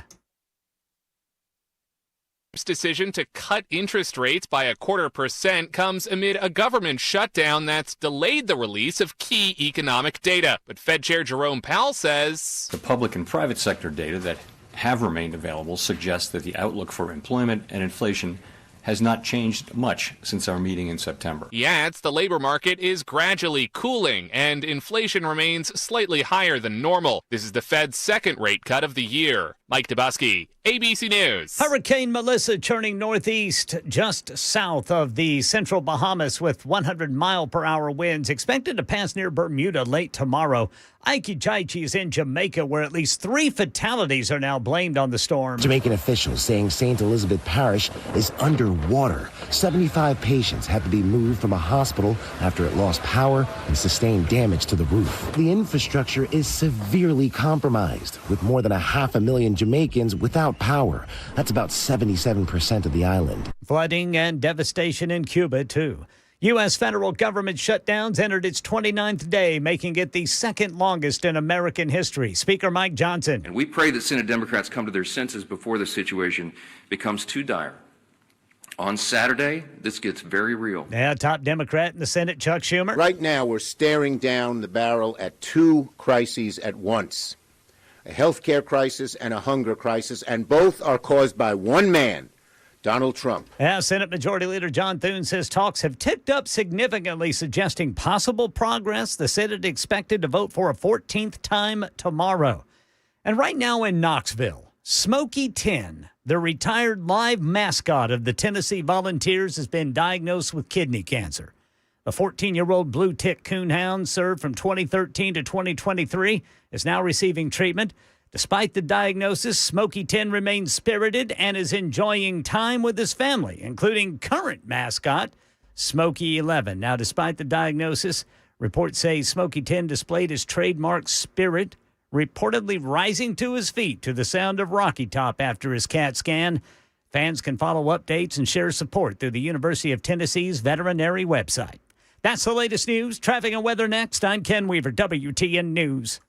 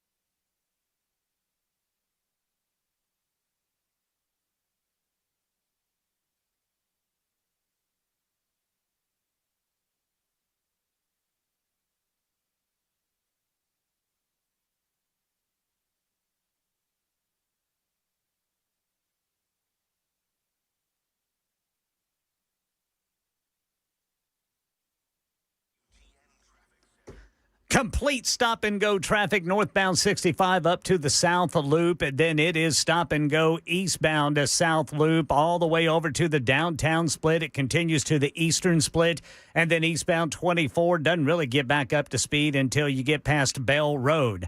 I'm Ken Weaver.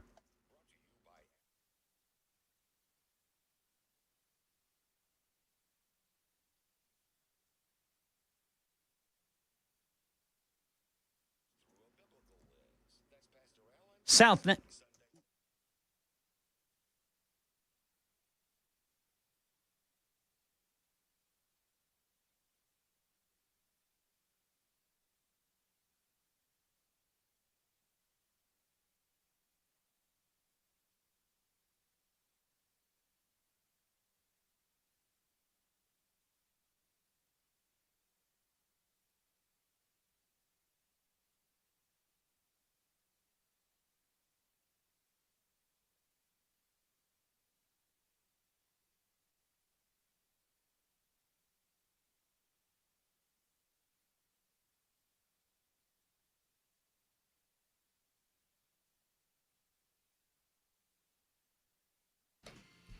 Super Talk 99.7 WTN. Cameron Smith and I are just solving all the world's problems right here during the break. And now we're going to solve some more problems in the 5 o'clock hour. Hello and a good afternoon to you. If you're just joining us, we so appreciate that. I've got several of you on the phone lines that I'll get to. I promise I will. 6 minutes after the hour. We try to, we carry things over hour to hour. If you miss a moment of the Murphy Show, you miss a lot. We like to say the show starts at 3. And so I apologize if several of you have missed aspects of the show today. You can go back and watch on Talk TV, YouTube, Facebook, Twitter, Twitch, and Rumble. Many of you do that in the evening hours. You do that in the overnight hours. You do that in the morning time. I appreciate each and every one of you. Thank you so much. Whether you're joining us early in the morning and listening all day to Nashville's Morning News with Dan Mandis, I know he appreciates it. I do too. There's Chris Hand. There's Chad Benson, who was in a shark outfit today. Chad really likes Halloween. And I do too, but I'm not dressing up. I am dressing up. I dressed up today as a grown-ass man. And there you go. What? Why are you giving me that look, Beaver boy? Always figured you for an ass man. There's a Dolly joke in there somewhere. I don't know. I'll find it. I'll find it after I... Never mind. Anyway, so what was I saying? Oh, yeah, listen all day long and watch us on YouTube, Facebook, Twitter, Twitch, and Rumble. We appreciate all of you. For those of you just getting off work, lots going on. Obviously, we're talking about the possibility of, food banks are gearing up with the possibility of SNAP ending. I kind of feel like it should be food banks first, then SNAP. So we should depend on charitable organizations, church, and community groups before we depend on the government. But it seems to me that the government kind of takes over the role and responsibility, and then it becomes not an opportunity to save those who are in need, but it becomes an expectation and, dare I say, an entitlement. We've been discussing that. We've also talked about daylight saving time and the fact that it is ending over the weekend, and I don't care what we go to. I just want to stop the switch. The problem is that there are very strong feelings on either side of which way we go. Do we have permanent daylight saving time, or do we go back to a permanent standard time? And we complain about it the week that we make these switches, and then we don't do anything about it. Are you videoing me right now? No, not you. You? Yeah, I'm telling people that I'm here to babysit. Taking a little taking a little selfie there. Yep.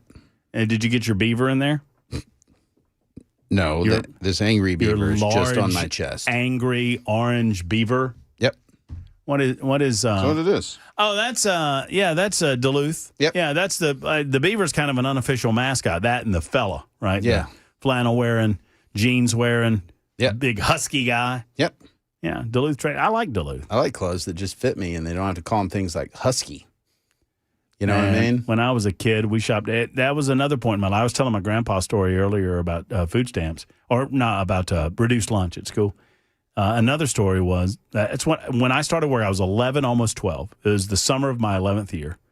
I turned 12 that September, and my grandmother. It had been like 3 years in a row. Man, we go to Kmart, and Kmart sold Huskies, and I hated them. I hated them with a passion. I mean, this is a burning hatred of 1,000 suns. Yeah, sure. Got that. Because A, it was Kmart, and B, there were Huskies, and I felt like they were calling me fat. Yeah. And I asked my grandmother if we could not buy me Husky blue jeans. And she said, what do you want? And I said, I want Levi's. They ain't sell Levi's at Kmart. Levi's, they sold that at Belk, the fancy store. High dollar. High dollar, fancy blue jeans. And my grandmother went back, and I think unbeknownst to me, she told my grandfather. And the next day, this is like in August, the next day he woke me up at 5:45. Said, get your clothes on, we're going to work. I was like, okay. And I went to work with him, and I am certain that for the rest of that summer, I was an absolute pain in his butt because I didn't know what I was doing, and he would tell me to go get a 9/16 wrench, and I would bring back whatever. But at the end of that week, he gave me $10. I was like, whoa, 11 years old, $10. Mm-hmm. And then the next week, I went to work with him, and he gave me $10 more. And the second week, he said, you still have any of that other $10? And I said, yes, sir, I've got some of it left. And he said, well, if you save up enough, you can buy those Levi's blue jeans that you want. Ooh.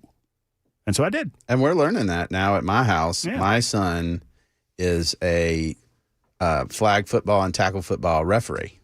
Okay.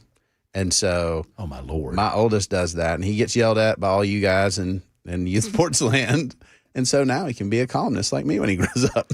What the hell are you? You're just a kid. You're blind. Do you get a degree for this? How old's your oldest? 16? I'm 16. I'm just 16 I can years barely old. drive here, Right. but thank you for yelling at me. My grown men screaming at a teenager for getting it wrong in flag football. And that is the resilience I'm trying to build in my offspring. 100%. 100%. I mean, we need a little personal resilience in life. And don't let the haters get you down. It's okay. Opinions are like elbows. Everybody got a couple of them. Yeah. Mm-hmm. You and I are going to have an opinion, and I know that we're a little bit simpatico, maybe slightly different places, but for the most part in the same place on this issue of Venezuela, and I want to talk about it because we had a discussion about this earlier today on our podcast. All the best words, by the way. Yep. Go and like the podcast. Give us the old thumbs up. Watch if you can. 15-minute, little 15, 20-minute in and out. Low impact, but I think highly educational in terms of what's going on in the world today. But I want to discuss that after I take a few telephone calls, if with your permission. Let's do it. It's our time now. Let's go. Jerry wants to talk about the shutdown. Hey, Jerry, what's up? Yeah, I just wanted to. Have you noticed that whenever the Republicans were in the minority and we shut down the government, it was always, every single news agency, it was always the Republicans' fault. And now you don't hear anything. Have you noticed that? Well, I've noticed that you hear a lot less. I've made the case, Jerry, that the news organizations like #NeverCNN, MSNBC, and some of the other alphabet soups, that if they could squarely lay the blame on Republicans, they would be covering this a lot more. They're covering it. They're starting to say that, But they're starting how to is admit this it. not your fault, Democrat? I mean, that's Which the is new nice. thing, which is telling you how bad Democrats are underwater on this issue. Yeah, and they can't even give the. It almost like they just proved to themselves that they are proud, and they're just carrying the water for the Democrats, and that drives me nuts. Well, we played, it should, Jerry. We played a clip earlier today from Jake Tapper on #NeverCNN, and he was with this Melanie Sandhauser, or whatever her name is, from out in New Mexico, who started, she teared up standing near the demolished East Wing. That's where she is on all of this. I'm back in Washington, D.C., and I'm looking, and they've literally torn it to the ground. She said literally about 14 times in a 4-minute video. Well, later on that day, yesterday, she was on with Jake Tapper, and Jake's like, how's this not your fault? No, let's be clear. Let's be perfectly clear. This squarely lies at the feet of Donald Trump. And Jake Tapper, who I don't believe is a Trump fan, who I don't believe is a Republican or a conservative, was like, what? What are you talking about? And she couldn't really explain it. It's about to go to the point of, you remember when Joe Biden was running for president? Happened a little while ago. I remember that. You remember that, and you remember that everybody was like, he's perfectly fine. He's like, everything's wonderful. And then we had that debate, and he melted.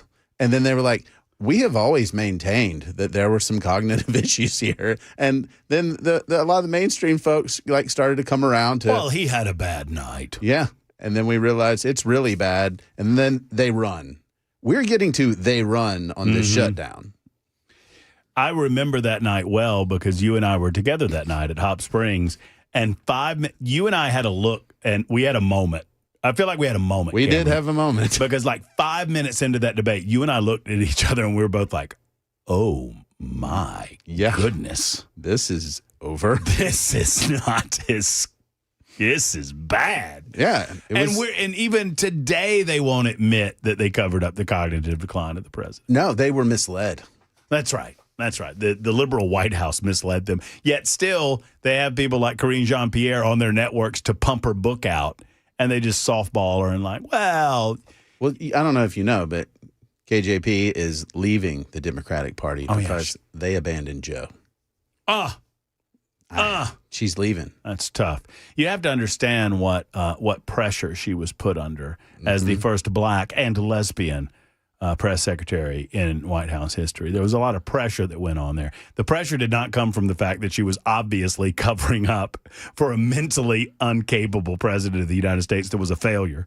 It was because she was black and lesbian. It's a really tough job. So, her predecessor really struggled too and became governor of Arkansas. Well, I thought you meant... As you do. I thought you meant the redheaded one that became some sort of muckety-muck on... Yeah. MSDNC or whatever it is. Yeah. Press secretary for Trump, governor of Arkansas. The other people, something. Stay different in the media and basically do the same thing that you did as press secretary of Joe Biden.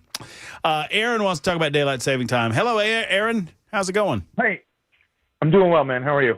Great. So a couple points. But one, daylight savings time, we should just split it in the middle. Change half an hour and leave it. I've said this for a long time. The problem is so I've said this for a while.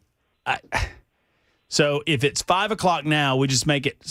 So I guess what we would do, let's work through this, is we're coming up on fall back. So what you do is at the time of fall back, at what do we do it at 2 o'clock in the morning? You go back to 1 o'clock in the morning. So at the time of fall back, this time from 2 o'clock, you fall back to 1:30.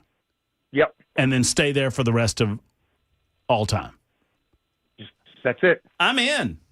Because, when it's all about the sun rising and the sun setting, and that just splits the difference. I'm all in. I absolutely love the idea. I don't know. Someone has told me before what the problem with that would be. And but I don't see it. I mean, instead of falling back an hour, fall back in half an hour, and we stay there for the rest of time. I leave it. Yeah. And leave it. My second point, man, I'm an immigrant, and I had the privilege to immigrate here in 2015. And when I did, I had to sign a document that said I would receive no government assistance for 7 years. And, I'm blown away at all these benefits that the illegals are getting because I was here legally. I did all the right paperwork. I was 100%, I could work here. I had a social security number. The only thing I couldn't do was run for office and vote. And they're giving, health care and all these things to these illegals that myself as a green card holder had no access to. In fact, they had a legal document saying that I wouldn't receive or fill anything out to get them. And that's. So this is something that I've heard about, but I've never talked to someone who went through it. So you were required to sign documentation saying, hey, I'm not going to receive any assistance of any sort for 7 years? Yes, sir. Oh, wow. Where did you, if I might get personal, Aaron, where did you immigrate from? Yeah, no problem. I'm from Canada. I'm from Vancouver. British Columbia. And I like Vancouver, by the way. Pretty awesome place. Oh, man. It's my favorite city. I'm partial because I was born and raised there. But, and when I came down, and what's interesting, so when my wife, at the time we had my son, but we had my daughter here in Nashville. and there's a program called WIC where you can get like baby formula and certain specific food items. I think WIC stands for women with infant children or something along those lines. I think. Yeah, right. So she got that. She's a stay-at-home mom. She got that, and when that happened, I was like, well, hey, am I permitted? Are we permitted to get it? But because it fell under that, the women and infant children, we were able to utilize that with the birth of my daughter. But that's the only thing that we were able, or that we received. Yeah. Have you enjoyed being in the States? Oh man, I'll say this. Last October, I received my citizenship, and it was one of the greatest honors of my life, aside from my children being born. That's awesome. That's great. But yeah, and interestingly enough, my grandmother's maiden name was Clark, and her family moved up to Alberta from the States, and our ancestry is, part of the Lewis and Clark expedition. That's so my grandmother's side came from the U.S. So I have, family history in the U.S. But this is very compelling to me, Aaron, and it's somewhat for a personal reason, and I'll tell you what it is. Do you listen all day long? Are you able to listen all day long? I'm kind of in and out, but okay. I try to. Yeah. Do you know our midday host, Chris Hand? Yeah, I heard he's he's Canadian as well. Yeah, I'm fascinated because you're from Canada. You came in 2015. I don't hear a discernible Canadian accent, but with Hand, he's all about and hey. I mean, it's ridiculous with Hand. He's probably from either the central or east. On the west side, on the other side of the Rockies, where our closest city is Seattle, and so. Right. We're more West Coast. Yeah, Chris is the least West Side guy I've ever met. 100%. Yeah. Well, call him and give him some pointers on how to eliminate that Canadian that accent. There you go. All right, Aaron. Thank you, brother. I appreciate you. I love hearing that. I love hearing you do it the right way. You sign documentation. I'm not going to get on the dole, and I love hearing from people who aren't people who go through the process the proper way. Are some of the most patriotic Americans I've ever met. Yeah, it's a big deal. Patriotic Americans I've ever met. Yeah. And, Hand, I don't know what Hand's process was, but I love furthering the idea that he's from Canada. I hope he doesn't get denaturalized. You got to watch out. That's a new thing. It is a new. Well, if it can happen to old Mom Dami up in New York City, it can happen to you, Hand. Got to watch out for that. 23 after the hour, Super Talk 99.7 WTN.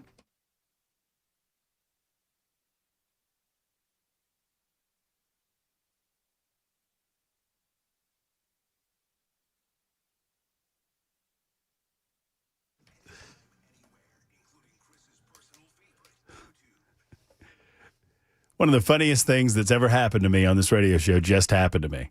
Jackson says, is Hand really Canadian? I was like, no, he's from Boston. Jackson says, same thing. Fair. Let me talk to you for a moment about Contours. I heard Dan Mandis talking about Contours and the incredible red light technology. And I heard Chad Benson talking about Contours. And I had lost some weight. Some of you have been nice enough to compliment me and say, hey, Murph, you look like you're trying to get in shape. And I have been. But boy, oh boy, at the age of 52, it's tougher than ever. And there's no shame in this game, y'all. I'll do what it takes to get it off. And I've heard enough. And so I went to see Keith and Stephanie and the rest of the team at Contours. And let me tell you something. This stuff works. Located in Cool Springs, these guys are in a class by themselves. They use medical-grade red light technology that reduces body fat naturally. Now, the team will go over how this works. But let me just say this. It's fat loss with no incisions, no downtime, no pain, no complications. And they're running a $99 first-time special. All you need to do is call and schedule an appointment with Contours. The only thing you have to lose inches. And you're losing these inches right before the holiday season, right? So you're going to be at parties, you're going to be at gatherings, you're going to see family that you haven't seen in some time. You want to look your best. If you need to get it off your belly, your chin, your neck, your arms, wherever it might be, they can make it happen at Contours. But you have to make the call. 615-236-9960. 615-236-9960 or online at contoursllc.com.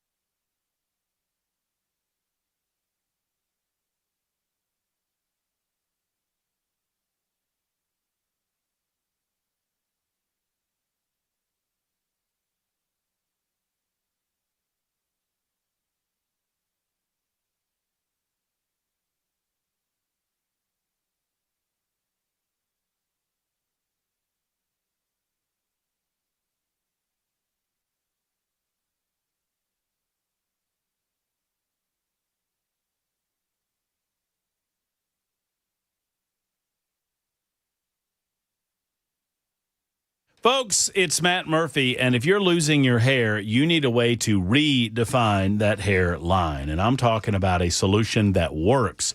You want the best? Well, I've got the best. It's modern technology with top-rated physicians, something that's guaranteed to work. We're talking about advanced hair restoration. They've completely redefined hair restoration in Middle Tennessee, the experience itself, and their unmatched results. Receding hairline, bald spot, thinning hair, address them all with Advanced Hair's simple one-day treatment in a calm and relaxed environment with the most experienced professionals in the business. Advanced Hair has performed tens of thousands of these breakthrough treatments. And get this, your own natural hair begins to regrow the very next day. No one in Nashville can offer anything like the advanced FUE found at Advanced Hair, and I highly recommend it. Start your program with your free consultation. 629-348-HAIR, 629-348-HAIR. You qualify for a $250 discount plus 250 free hair grafts. Refine your hairline with the team that's redefined hair restoration. Go to advancedhair.com. That's advancedhair.com.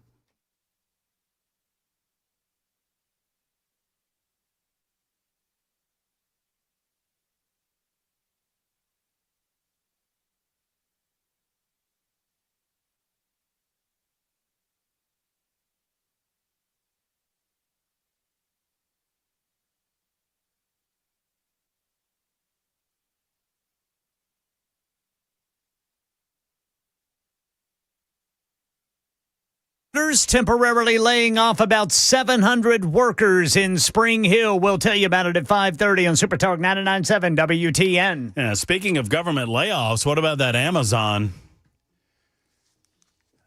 14,000 for now. And eventually the expectation is it will rise to 30,000 total layoffs at Amazon.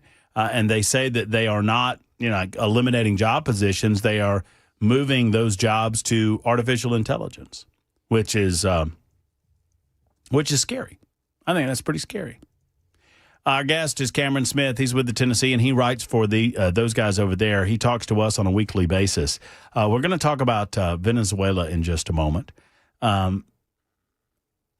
Just to set this up, when we saw that the United States military had engaged in targeted strikes against individuals that are believed to be involved in the narco trade, in the drug trade, and they were designated as narco-terrorists, which is the justification behind striking these individuals.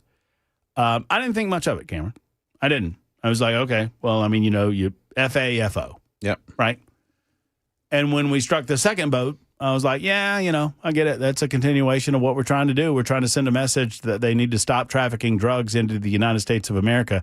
But this seems to be escalating in a way that, and I know this will tick. I mean, look, all I can tell you is it's escalating in a way that I'm uncomfortable with. What about you?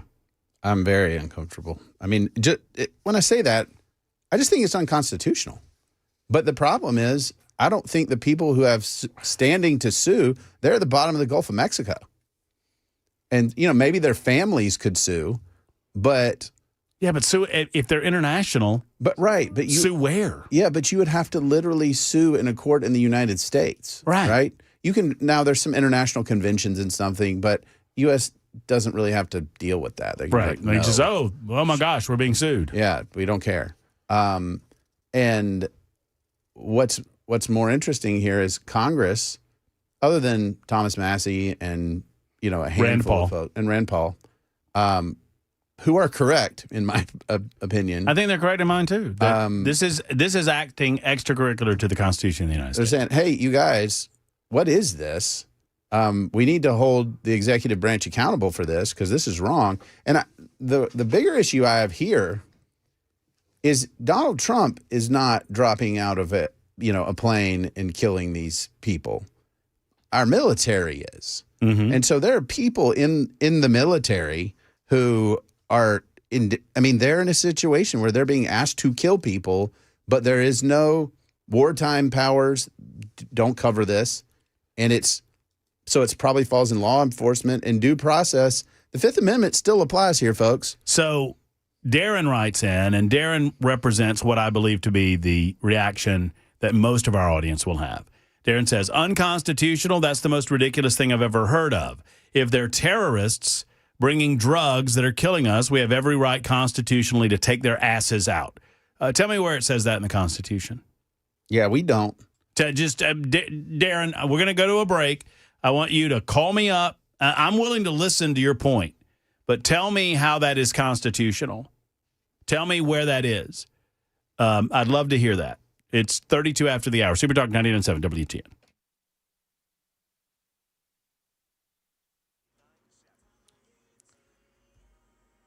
I'm Ken Weaver with your top stories. Full forecast and traffic in 5 minutes. And right now in Middle Tennessee, General Motors temporarily laying off about 700 workers at its Ultium Cells battery plant in Spring Hill. The furloughs start in January, expected to last until mid-year 2026. GM says the move is part of a broader adjustment to electric vehicle production due to slower demand.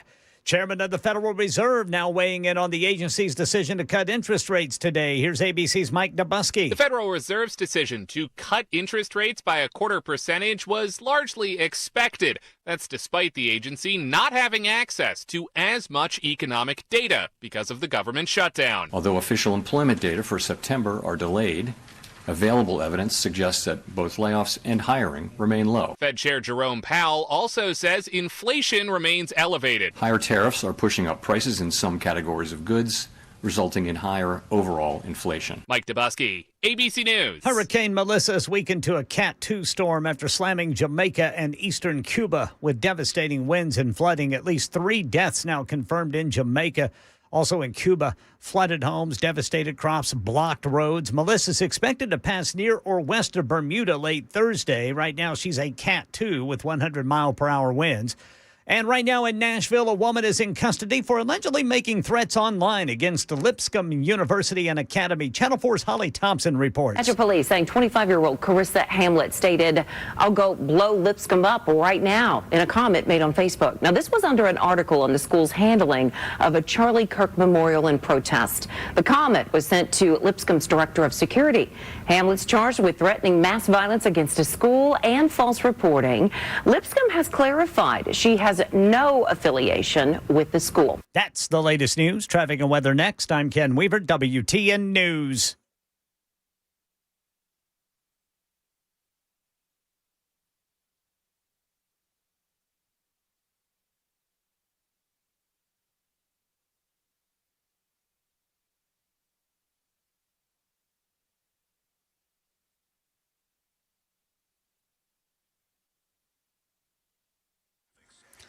Extreme stop and go traffic right now. Eastbound 440 from 65 over to 24, and then 24 is its usual today. It is stop and go eastbound all the way practically to Laverne. East and westbound 40 is particularly backed up right now. Very slow going between the downtown split and eastern split. Eastbound East Loop is stop and go, as is the North Loop up to the northern split. I'm Ken Weaver.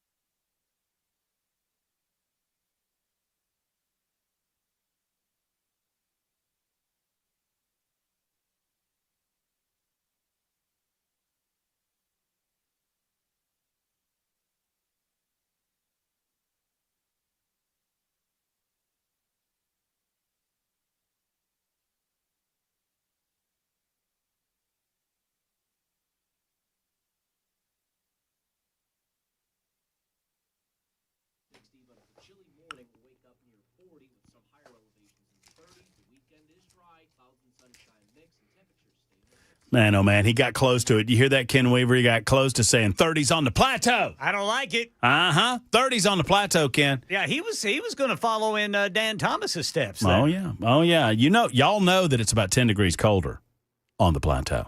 You got to look out for that plateau. You do. And if you're on the plateau or any parts in between me and the plateau, and you are cold because your heater's not working efficiently, then call Efficient Heating and Cooling. Jeff Eddy's ready for you.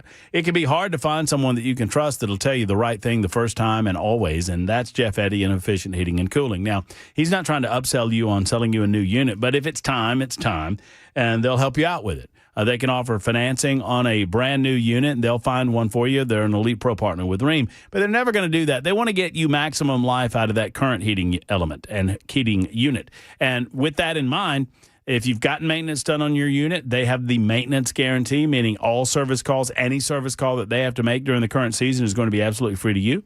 And they encourage you to maintenance the unit because that's how you get maximum life out of your system. Call Jeff Eddy and Efficient Heating and Cooling. They're a smaller company, but they've got a big heart and big results, and they're going to be honest as the day is long with you. Efficient Heating and Cooling at 615-784-4424, 784-4424.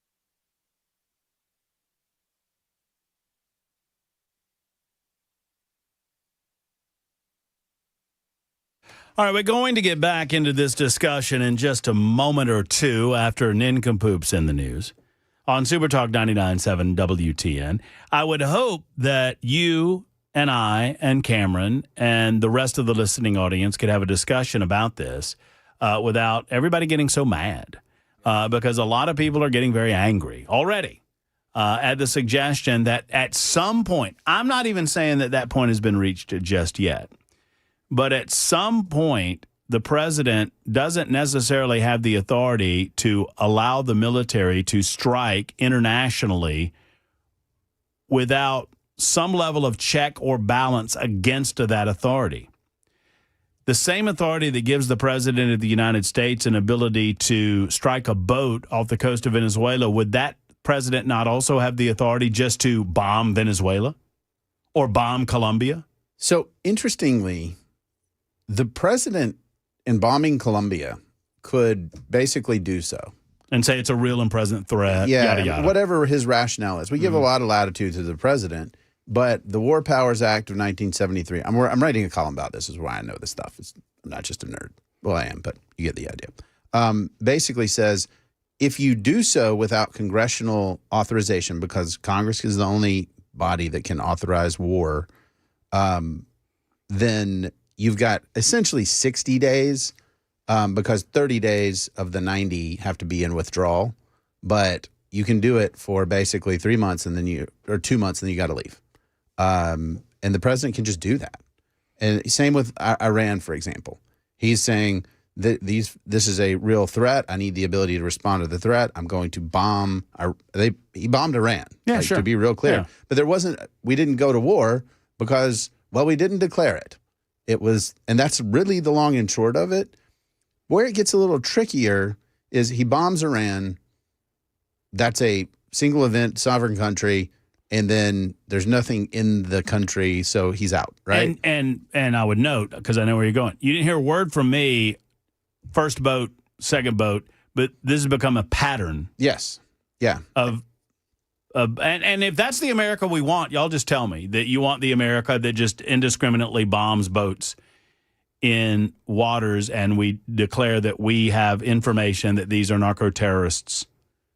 And well, is that where we're at? I know process isn't sexy, and I see you guys on the chat line, and I understand what's at stake here.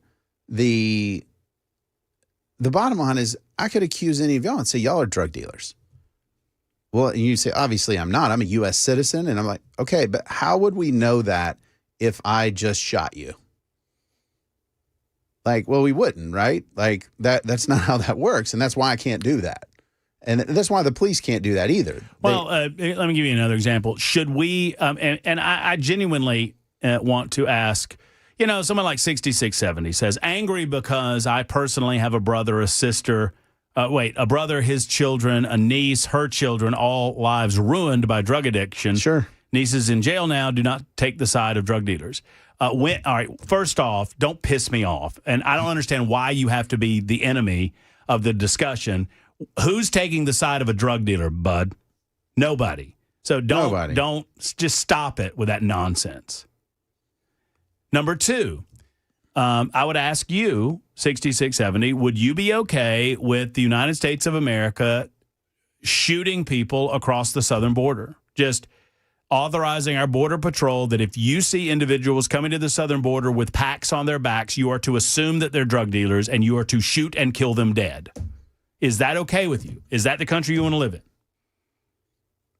And no, I'm not taking the side of drug dealers, 6670. And if you think so, I don't know what to tell you. Well, you've got to use your ears as well as your fingers to type. And I know that I'm a fly in the ointment on this stuff, but I also don't want trust me government. Like, I'm a conservative, and so at the end of the day, I want free people to be free, to have civil liberties, to have the government as limited. What's happening right now is we're seeing social media posts of people getting blown up and the government saying, trust us, these are narco terrorists. Nobody listening to the sound of my voice, to the best of my knowledge, has anything other than that to go on. Right. Which, if you're saying, That's well, fine. I trust Trump, so that's great. Okay, cool. But what if it's somebody you don't? What if there's somebody sitting there with the bomb button? Yeah, I mean, if this were Barack Obama blowing boats out of the water, would we feel the same way? I would, yeah, because the same process is. I mean, I would too. I would attempt to give the president of the United States, through his powers, commander in chief, the benefit of the doubt that there's a real and present military need and there's a real and present danger. But that real and present danger has to be immediate in its threat nature, in its threat level, in order for me to grant the president that unilateral authority. Is the president of the United States that declared these individuals narco-terrorists that gives him the authorization to kill them as narco-terrorists? Yeah, and I look, and this is going to be, while we're being unpopular, let's be more unpopular. I look at drugs like I look at guns. Our argument with guns is guns don't kill people, people kill people. My argument with drugs is the drugs will just sit there unless you consume them. Right. And so there's a component here of personal responsibility, which is why I think this is a law enforcement function rather than a clear and immediate threat. Because let's just say I had a pound of cocaine. Can we kill drug dealers in the United States? No. Why not? They're drug dealers. They're terrorists. They kill people. No. Why can't we do that? Because it's in the United States? So the distinction is that this is in international waters. The distinction, well, even I think that the Fifth Amendment still applies. And so I still think it's unconstitutional, even if it's in international waters. The problem here is that in the United States, if we did that, people here could file suit, they have standing, and that would happen. If you really want to get the people upset, skip nincompoops in the news on Super Talk 99.7 WGN. That would Nincompoops the general population. It is time to turn our attention away from this and toward nincompoops. Y'all can yell and scream at us in just a moment after we engage in nincompoops in the news. Was it legal for Barack Obama to kill Osama bin Laden? Yes, it was. Yes, it certainly was. And there was an authorization of military force. Well, I was about to say there was a congressional authorization of military force there, so the example doesn't actually work. It is time for Nincompoops in the News, where Ken Weaver from back in News Closet B, Jackson Williams from Beyond the Glass, Cameron Smith on these Wednesdays, and Matt Murphy, we each present a Nincompoop to you, and you get to vote on which is your favorite Nincompoop. Ken Weaver, I'm pleased to note something. What's that? You won yesterday. Really? Yeah, really. You did. I don't even remember the Congratulations, story Ken. that I had. I don't either, but I remember you won because I counted them up because Jackson cheats. And so I've taken it upon myself to count them up every day to make sure that Jackson's not cheating on us. Yeah. And I would love to say that I won, Ken, but I try to be as honest as I can, and I did not. You did. Well, thank you, sir. Congratulations, Brother Weaver. Ken There you Weaver's go. going to get a win this week. Oh, you got a victory. This is boding well for Saturday evening. Ken Weaver, who is your nincompoop? What is your nincompoop? Let's go. Man accused of being naked, chasing shoppers around inside a Walmart in Northern Virginia. A man was arrested after police say he stripped naked and started chasing customers inside a Walmart in Northern Virginia Tuesday morning. According to the Prince William County Police Department, officers were called to the store in the 17,000 block of Richmond Highway in Dumfries. It was just before 9 a.m. for reports of indecent exposure. Investigators said the man, later identified as 20-year-old Lance Irving Lassane Jr., was completely undressed and running after shoppers when police showed up. Authorities believe Lassane was under the influence at the time of the incident. No injuries were reported. Lassane, who is from Dumfries, faces charges of indecent exposure, disorderly conduct, and public intoxication. His court date is pending. You know, your story for some reason made me think of what Broadway is going to be like this weekend. Can you imagine being down on Lower Broad this Friday night? What's going on? Halloween. Oh, Halloween, yes. Holy moly.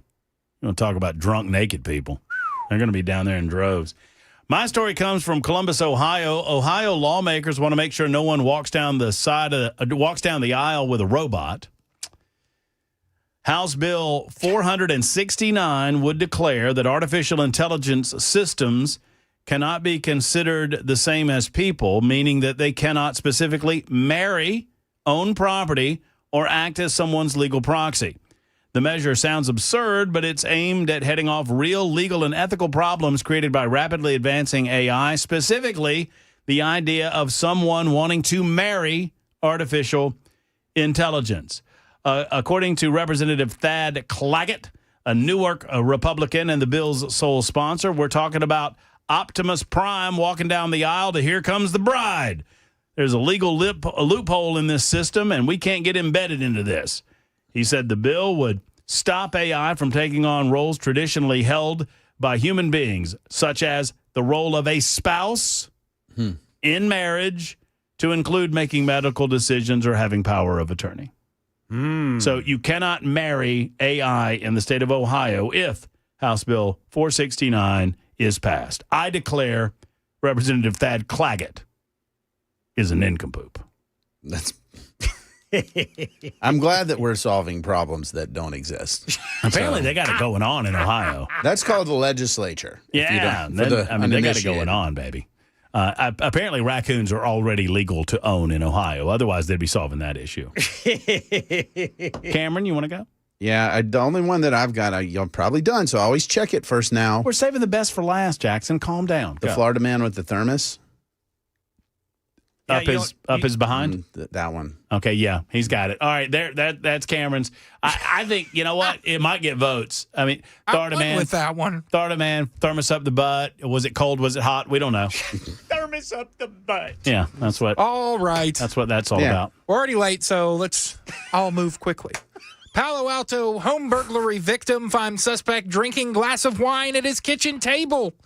A Palo Alto resident returned home over the weekend to find a burglar sitting at his kitchen table, indulging in a glass of wine. The incident happened at about noon on Sunday at a home on Bryant Street, south of Oregon Avenue in the city's Midtown neighborhood. The Palo Alto Police Department said in a press release that the resident, a man in his 70s, left his home in the morning, and when he returned home, he found an intruder sitting in the kitchen and drinking his wine. The man told the suspect to leave, and after the suspect left, the resident called police to report the incident. The resident also reported that his house had been rummaged through. Officers arrived and searched the neighborhood, finding and detaining the suspect without incident. The suspect was identified as 31-year-old Sabina Blanco of San Francisco, who was booked into the Santa Clara County Main Jail for felony residential burglary, misdemeanor possession of drug paraphernalia, and misdemeanor battery on a police officer for allegedly spitting on the arresting officer. Oh, goodness. Look at this guy's mugshot, Ken. Yeah, he looks innocent. Yeah, My favorite part of this story is that he rummaged through the guy's house. Yeah. He's sitting in the guy's, dkitchen? Yeah. Drinking his wine, and the dude says, hey, you need to get out of here.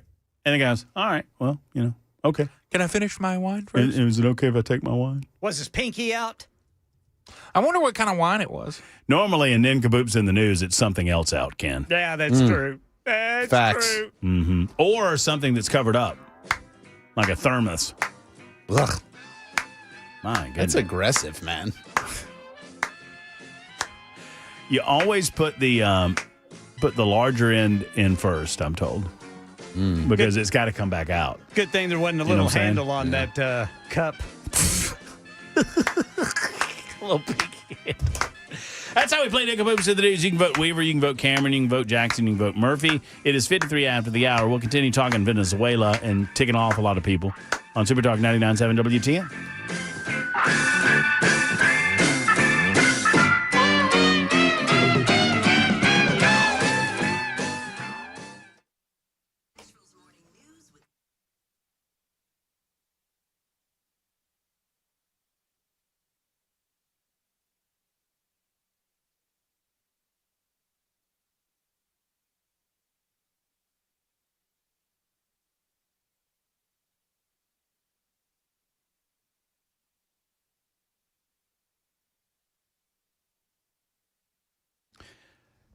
Hello, friends. It's Matt Murphy. When you're down Franklin Way, I strongly encourage you to stop in to Savory Spice, especially this time of year. I talk about the maple syrup sprinkle that we have at the home. Oh, my goodness. It's pure maple syrup sprinkle that you can put on top of items. And we had it on top of broccoli. I mean, it's so good. Brussels sprouts. So good because it caramelizes on top of there when you put it in the oven. You can also enjoy smells and tastes of the season, such as pumpkin spice, cinnamon, and the like. I mean, if you're thinking of holiday baking, you need to get to Savory Spice to stock up the cupboard with those baking needs for you and for your family, whether it's Halloween, Thanksgiving, or Christmas and beyond. Savory Spice is your go-to shop for all things spices. I love to say you up your food game by upping your spice game. You up your spice game at Savory Spice. But it's also a great place to give gifts for the loved one in your life that loves their way around the kitchen. Let's go ahead and get a gift that they will enjoy from Savory Spice, including gift cards. So Savory Spice is the one-stop shop. Go see Holly and David and the rest of the team at the one and only Savory Spice in Franklin.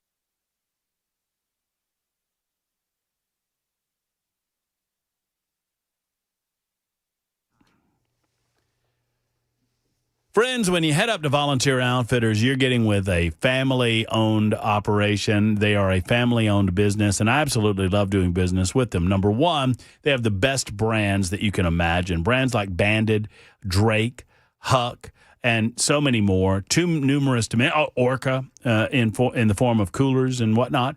They even have an Orca martini glass. Have you seen these? They're pretty cool. And they got little tops on them. But they're martini glasses. I mean, for the fashionista that likes the outdoors, you can have your Orca martini glass. You can also have anything for hunting season, anything for, the fisherman in your life, the outdoorsman in your life, or if you're looking for team gear, they've got it galore at Volunteer Outfitters. They're just down the road from high Nashville prices in Hendersonville. You head up Vietnam Veterans Parkway, get off on New Shackle Island Road, take a left, and you'll see them down on the left.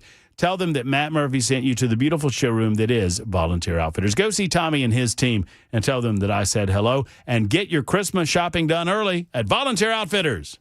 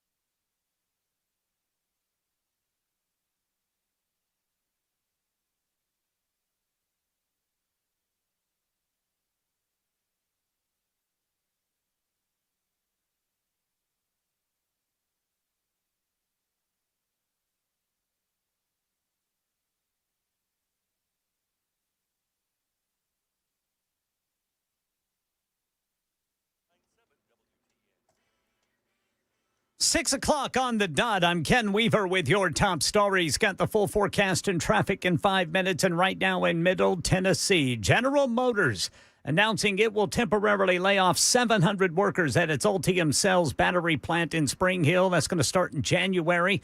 The company cites slower electric vehicle demand as the reason, with production expected to resume by mid-year 2026. GM also pausing operations at the Spring Hill assembly plant this month, Thanksgiving and December.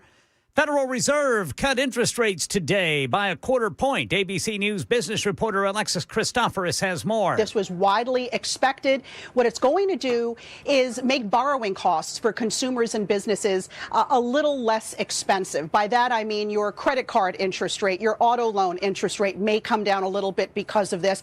This rate is not directly tied to mortgage rates, though we have seen mortgage rates come down in anticipation of the Fed cutting rates. Health and Human Services Secretary Robert F. Kennedy Jr. today doubling down on his asserted linkage between Tylenol use in pregnant mothers and the increased risk of their unborn children being diagnosed with autism and other health disorders, telling ABC News. Our message to patients, to mothers, to people who are pregnant, and to the mothers of young children is consult your physician. And we have asked physicians to minimize the use to when it's absolutely necessary. Makers of Tylenol responded to the secretary's remarks, saying, quote, the best message to pregnant women is to consult their healthcare professionals before taking acetaminophen, which is what our Tylenol label tells customers to do. And the way the FBI and special counsel Jack Smith handled the January 6th case against President Trump, now under intense scrutiny on Capitol Hill. ABC News national correspondent Stephen Portnoy has the latest from Washington. GOP senators say as he pursued the January 6th case against Donald Trump, special counsel Jack Smith issued nearly 200 subpoenas targeting Republican-leaning organizations and individuals. Among them, GOP members of Congress in a probe the FBI called Arctic Frost. Arctic Frost is Joe Biden's Watergate. Texas Senator Ted Cruz says his cell phone records were subpoenaed, a fact that was kept from him by order of D.C.-based District Court Judge James Boasberg. I am right now calling on the House of Representatives to impeach Judge Boasberg. Stephen Portnoy, ABC News, Washington. That's the latest news, traffic, and weather next. I'm Ken Weaver, WTN News.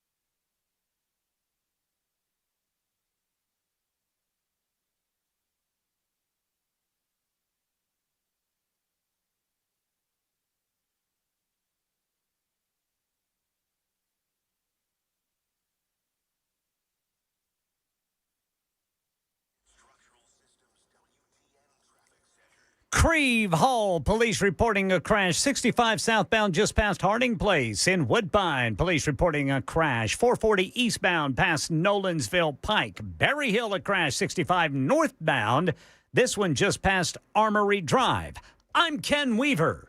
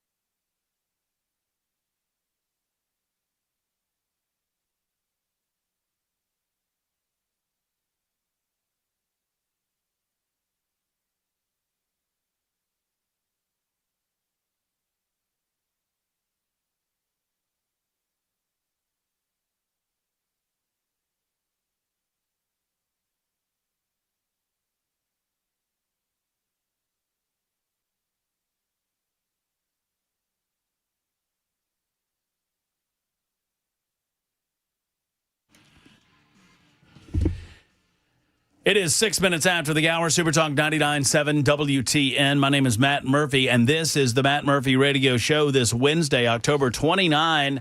Cameron Smith is with us. He is apparently going for Halloween as a drug dealer supporter. Yeah. Based on his position on this Venezuela deal. I'm Matt Murphy, and I hold mostly the same position, but I'm backing out of the room and leaving him by himself with all of you. He's going as a fairy for Halloween. Uh-huh. What are you? Are you going to dress up? I usually hand out the candy and hang out. Yeah. I mean, that's kind of my thing. Do you guys hand out large amounts of alcoholic beverages to the adults? No, but that happens all over our neighborhood. Yeah. But my neighbors and I usually get in the cul-de-sac and, put like a little fire in the middle of the cul-de-sac and just hang out and hand out candy. And it's fun. Burn things. Mm-hmm. Yeah. That's nice. What was the movie? Is it Meet Me in St. Louis? Where during Halloween, what did they talk about? They talked about it was not killing people. It was when they threw flour in somebody's face. Do you know what I'm talking about? Yeah. Is this making any sense to you? The reference connects. But the weirdest part about that part of the movie is that, and E is all over this. She's like screaming at the radio right now. I know she is because this is one of her favorite movies. But it's Meet Me in St. Louis. Judy Garland, back in the day when everybody's excited about the World Fair coming to St. Louis. And during Halloween, I think they said they killed them. They talked about killing them, but killing them is throwing flour on somebody and poofing in their face. But during that Halloween scene, the young kids were burning. They had this huge bonfire in the middle of the road, and they were burning like furniture. Yeah, as you do. And when I was a kid and I watched this, like, what? Why are they burning furniture? They're burning like household items. If you have not burned a couch from the 70s, you are missing out. There is a reason why we have flame retardant fabrics now, and it's couches from the 70s. Several years ago, Erica gave up on, she had a several large containers at her parents' house. And these had her stuffed animals from the late 70s, I guess. Yeah, late 70s in them. And she gave them up. And of course, these are old, these are dirty, these are not, child safe. You need to burn them. So we burned them. We did. The colors of the flames. And I know I took chemistry 1 and chemistry 2. And I know that different chemicals burn in different colors, and the array of colors, rainbow. It was a rainbow of colors. My Lord in heaven. And the speed at which they would go up. It's insane that any of us lived. Yeah, you need to, and really you just need to burn furniture. Like, it's fun. Yeah. It's just fun. Do it. Burn anything. I'm an absolute pyromaniac. 100% pyromaniac. It's good for you. Judy Garland is Esther. Yes, the Loot Pile, the best movie. Cam, do you live in Ballinger? They do that there too. Yeah, and in fact, in the whole town of Nolensville on Friday night, the football game versus Page. Bunch of insane people in Nolensville. They are, and I love them, every last one of them. The game with Nolensville High School is on Thursday night. against Paige so we can, celebrate Halloween. And no, this is not a weird culty thing. It's just an excuse for adults like once a year to act like children. And look, it's great. I just lament the fact, and you and I did a podcast on this, I lament the fact that the adults have stolen yet another childhood holiday. Mm-hmm. We take them all, and we turn them into a huge drunk fest. Yeah. And what are you going to be for Halloween? I'm going to be a sexy lawyer. I'm going to be a sexy kitty cat. Right. I'm going to be a sexy fire person. And that thought in your head is fueled by the alcohol because otherwise you're just a sexy sausage. Yeah. Speaking of which, Jackson, which did you decide on? Are you going to be a sexy lawyer, a sexy kitty cat, or a sexy fire person for Halloween? What? He was trying to be a sexy Vols fan, but they don't have a costume for that. I love it when I catch Jackson when he's not been listening to the show. I just accused you of deciding between sexy kitty cat, sexy fire person, that would be a fireman, or a sexy lawyer as to what you're going for Halloween. Cameron has suggested that you're going as a what? A sexy Vols fan, but they don't have a costume for that. Hey-o! I just wanted you to be able to deliver the joke again because I stepped on it. Anything but reading these nasty messages to us, like 7522, I feel like he's being a little sarcastic when she says, it sure is a shame President Trump isn't calling the Matt Murphy Show to get his legal and constitutional advice from you constitutional scholars. I suggest Thomas Jefferson and Alexander Hamilton. You two are such wise constitutional scholars. It's a shame Trump doesn't have y'all on his cabinet to rely on. You know what? I would agree with that. Yeah, that's fair. I would agree with that. So the question for all of you, I suppose, my suggestion is not anything other than I'm becoming uncomfortable with this modus operandi. I'm becoming uncomfortable with it being a standard operating procedure that we're going to identify boats that the administration says are narco-terrorist in nature, that these are boats with large amounts of drugs on them. We identify them, we see them, we chart them, and instead of stopping them and or arresting them, we decide to execute the people on board. Yeah, and if we are at war, then that necessarily means that the next stage of this is going to be boots on the ground, I suppose, in Venezuela or wherever. Right. And are you comfortable with that? I thought no more forever wars. Well, there's a reason that we're doing narco-terrorism instead of just drug dealers, because they're drug runners, right? That's what they are, yeah. That is what they are. If you use that nomenclature, then it's clearly a law enforcement issue because it's a crime. The Coast Guard grabs these guys all the time, and they prosecute them. Right. That's what they do. And this is new because we've said narco-terrorism. And for those of you out there who've pointed to the 2001 authorization of military force that Congress, it was a joint resolution, September 18th, 2001, in response to 9/11 and saying, if you call someone a terrorist, then you can kill them. That's not what that says. It's very clearly tied to 9/11, and this is not that. This is a separate thing. So there is no AUMF. Congress is not authorizing this, and I just don't see that there's a clear constitutional argument here for Trump having authority. And frankly, I thought the No Kings protest were dumb because they were inflatable and weird, and Trump was elected.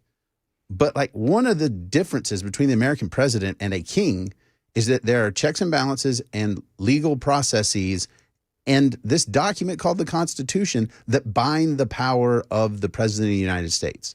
And the moment that you say, well, I don't care, or they deserved it, or they had it coming, well, then we kind of... We lose the rule of law. That's what we lose. And the rule of law is the difference. That's the thing. The rule of law is everything. And I understand the emotional... I don't give a crap about drug dealers either. I really don't. Right.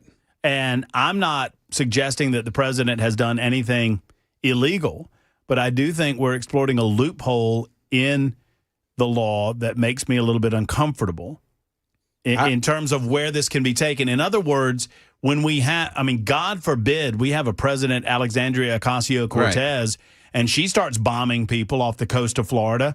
What are you going to say then? Are you okay with it? If she calls them narco-terrorists? Yeah. And you say, well, wait a minute, how do you know that they're narco-terrorists? We need some checks and balances here. And they'll go, well, you didn't have any checks and balances with Trump. Right.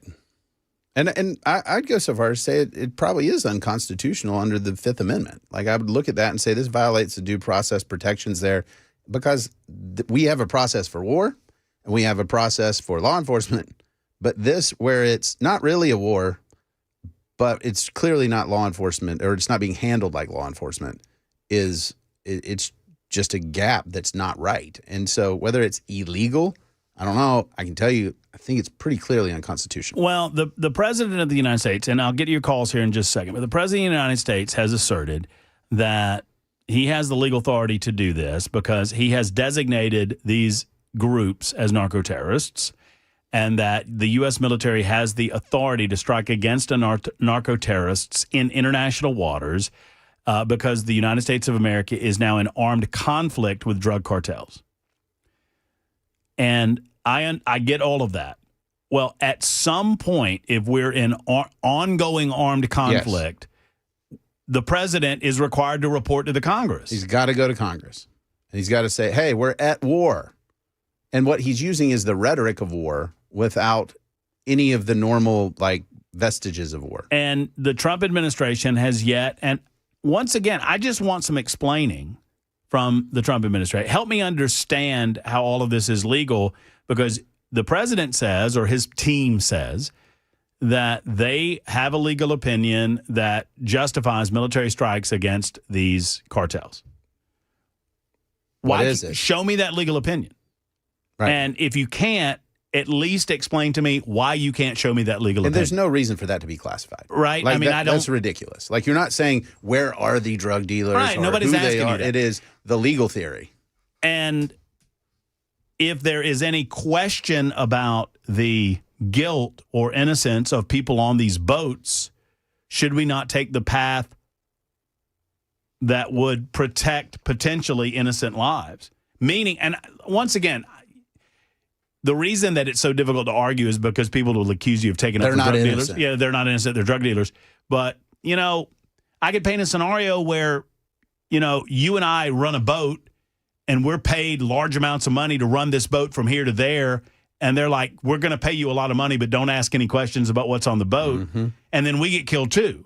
Well, were we narco-terrorists, or were we just used by narco-terrorists for their own purposes and then we were killed in the crossfire? And again, this isn't about guilt or innocence. This is about the process. Like, all that the Constitution requires is due process. And so if the answer is we got to kill these guys. Well, then justify that to Congress and move on and let's kill them. Bingo. Let's go. I mean, there's a way, but it's not this.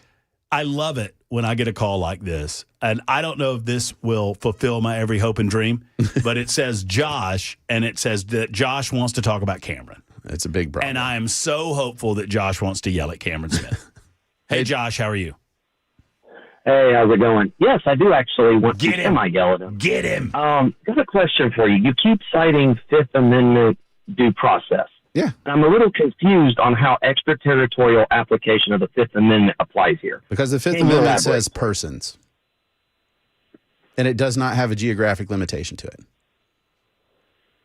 Any other questions? Okay, so geographic location specifically to persons, and there's no additional documentation when that was written up on where they drew that from, like from the Enlightenment, from any of the other documents from the founders? The Fifth Amendment says, it refers to persons very clearly and says, hey, it's a limitation on the federal government. You can't take life, liberty, or property without due process of law. And so if it's saying it's a limitation on government power itself. It's not saying, hey, people, here's the thing. It's federal government. When you act, this is a limitation. You can't do it without due process. Okay. And the due process that would govern this is usually the international treaties. Do we have any international treaties with Venezuela that would add any additional teeth to that would actually make this need to be dealt with immediately? What is the due process? What is the due process that allows the killing of people in the Gulf of Mexico? You're sidestepping the question there. The specific question is, generally when we're dealing with international issues like this, sure, the U.S. has always delved into treaties. Is that fair to say? Yeah, but that doesn't, then where's the treaty that says you can do this? Exactly. I guess that's the question here. It's not there. On the person. Well, but isn't it incumbent upon I'm not taking sides here, Josh, but I would ask, isn't it incumbent upon the entity that's doing the killing to demonstrate the treaty that authorizes the killing? Ultimately, yes. And so, and by the way, Josh, all I'm asking for is a few notes of explanation from the Trump administration. Yeah. When this was a 1 or a 2 or a 3 off, but it seems to be a policy of the Trump administration now, and I'm just asking for what their legal opinion that they're relying on is exactly as to how they can continue to do this in the fashion that they're doing it without going to Congress and saying we're in armed conflict with an entity, we're at war with a narco state. And I agree with that specific point you just made, Matt. My only struggle with reconciling this is I've watched 20 years of this where they've actually got submarines, high-dollar boats, and actually have the makings of a Navy now. And that has literally been ignored by the last administration for the most part. And that's how they're getting most of the poison here. If you want to declare war, then Trump should declare war. He should go to Congress and say, I need the authorization. And then we have due process, and then I'm fine. So I feel like, Josh, you don't want to yell at me that much. I do. Well, I do, Josh. My version of yelling is definitely just asking questions, and then I can get impassioned if I want. No. I love it. And I don't think, and thank you, Josh, for the call. I don't think we're very far away. I think from an emotional standpoint, when most people hear that there are drug dealers being killed, we're like, well, they shrug. Okay. Whatever. Drug dealers being killed. But then if that's going to become a policy of the Trump administration, then I need to know more about what legal authority. Is this a military force happening, or is it a criminal force happening? If it's a criminal force, there's a very different thing. So I think the Trump administration has been clear that this is a military operation. It's DOD doing the killing. So if it's a military operation, that's good. That's great. I'm still good with you. Then just explain to me, if we're in armed conflict, there's either an immediate and direct threat that you have to handle, which you are authorized to handle as president of the United States without having to go to Congress. But if it's an ongoing policy, you have to go to Congress. Well, and the problem I have with these boats is you can say this is the immediate threat. But then by that, in that standard, the word immediate threat carries legal meaning. So like in the United States, if there's somebody here and they are holding drugs, I can't shoot them as an immediate threat because that's not what that means.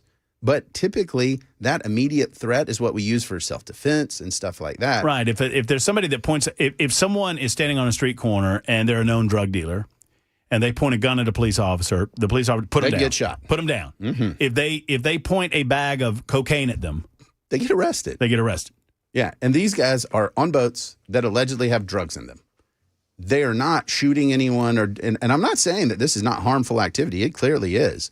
But our response to this type of thing is law enforcement and has been law enforcement. Jeff will get to you. Mike will get to you. Stephen will get to you. It's 24 after the hour on Super Talk 99.7 WTN.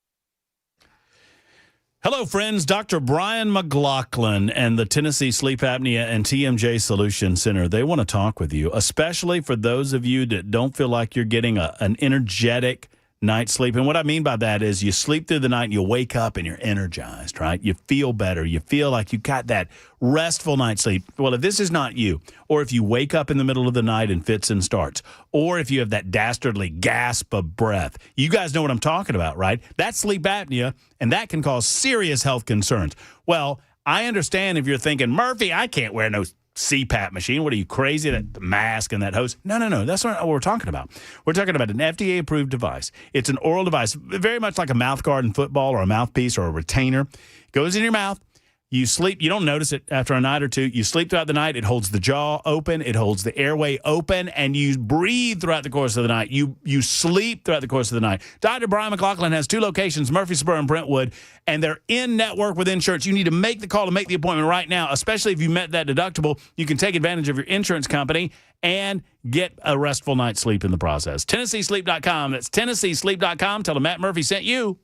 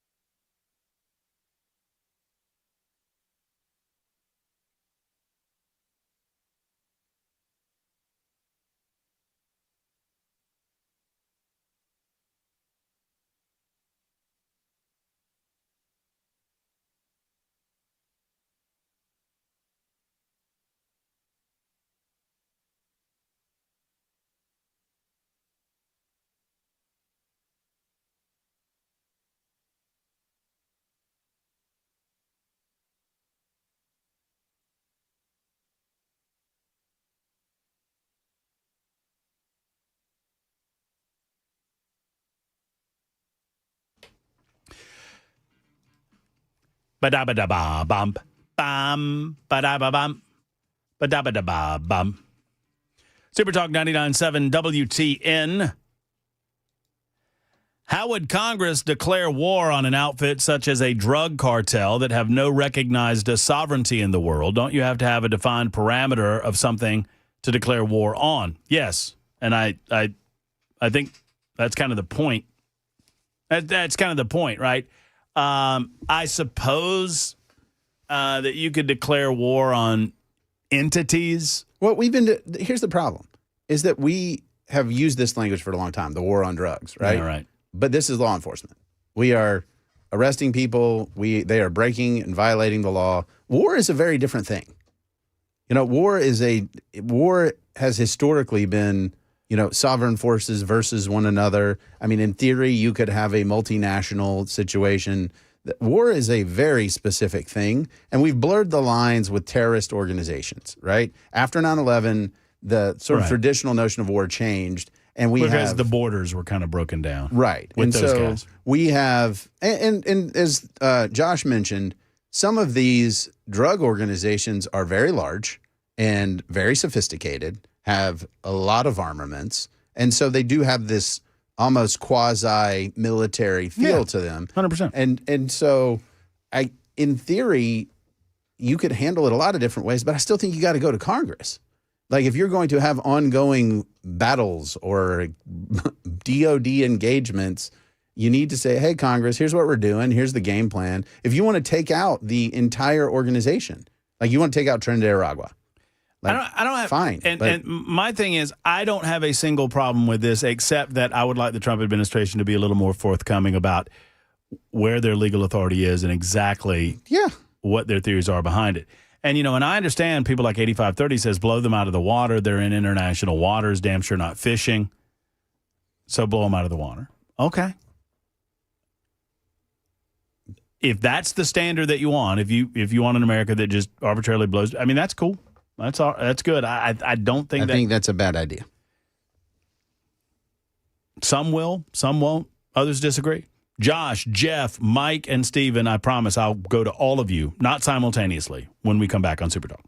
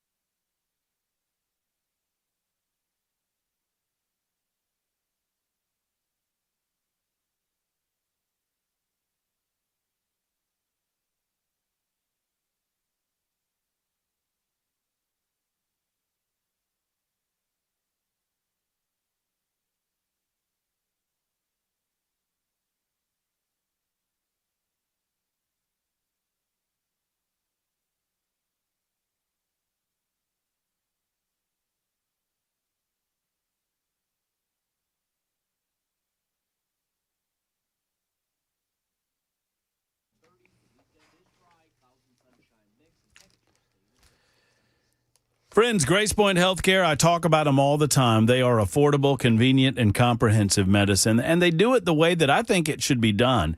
I don't believe that we should bow the knee before the insurance companies just to get authorization for our doctor to do something that's going to better our health.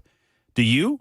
Grace Point doesn't believe that. Grace Point believes in the relationship between you and your doctor, which is why they are a direct pay provider. Now they offer a basic smart care plan that makes it very affordable and very upfront about what you're being charged. $99 a month for grown-ups, $79 a month for kids. What does that cover? That covers every office visit that you'll have with Grace Point Healthcare for the entire year. That covers basic labs and diagnostics as well. And that's nice. And it's covered by your HSA account now. Thank you to the big, beautiful bill. The point is this: no long wait times, no waiting to get an appointment if you've got a cold or if you've got the flu, no waiting for your family members to get an appointment. And even, a new patient will get in next day or the following day. Grace Point Healthcare is all about serving you in Franklin and beyond. They're in the heart of Franklin, 599-6868. Give them a call, 599-6868. Modern medicine delivered the old-fashioned way.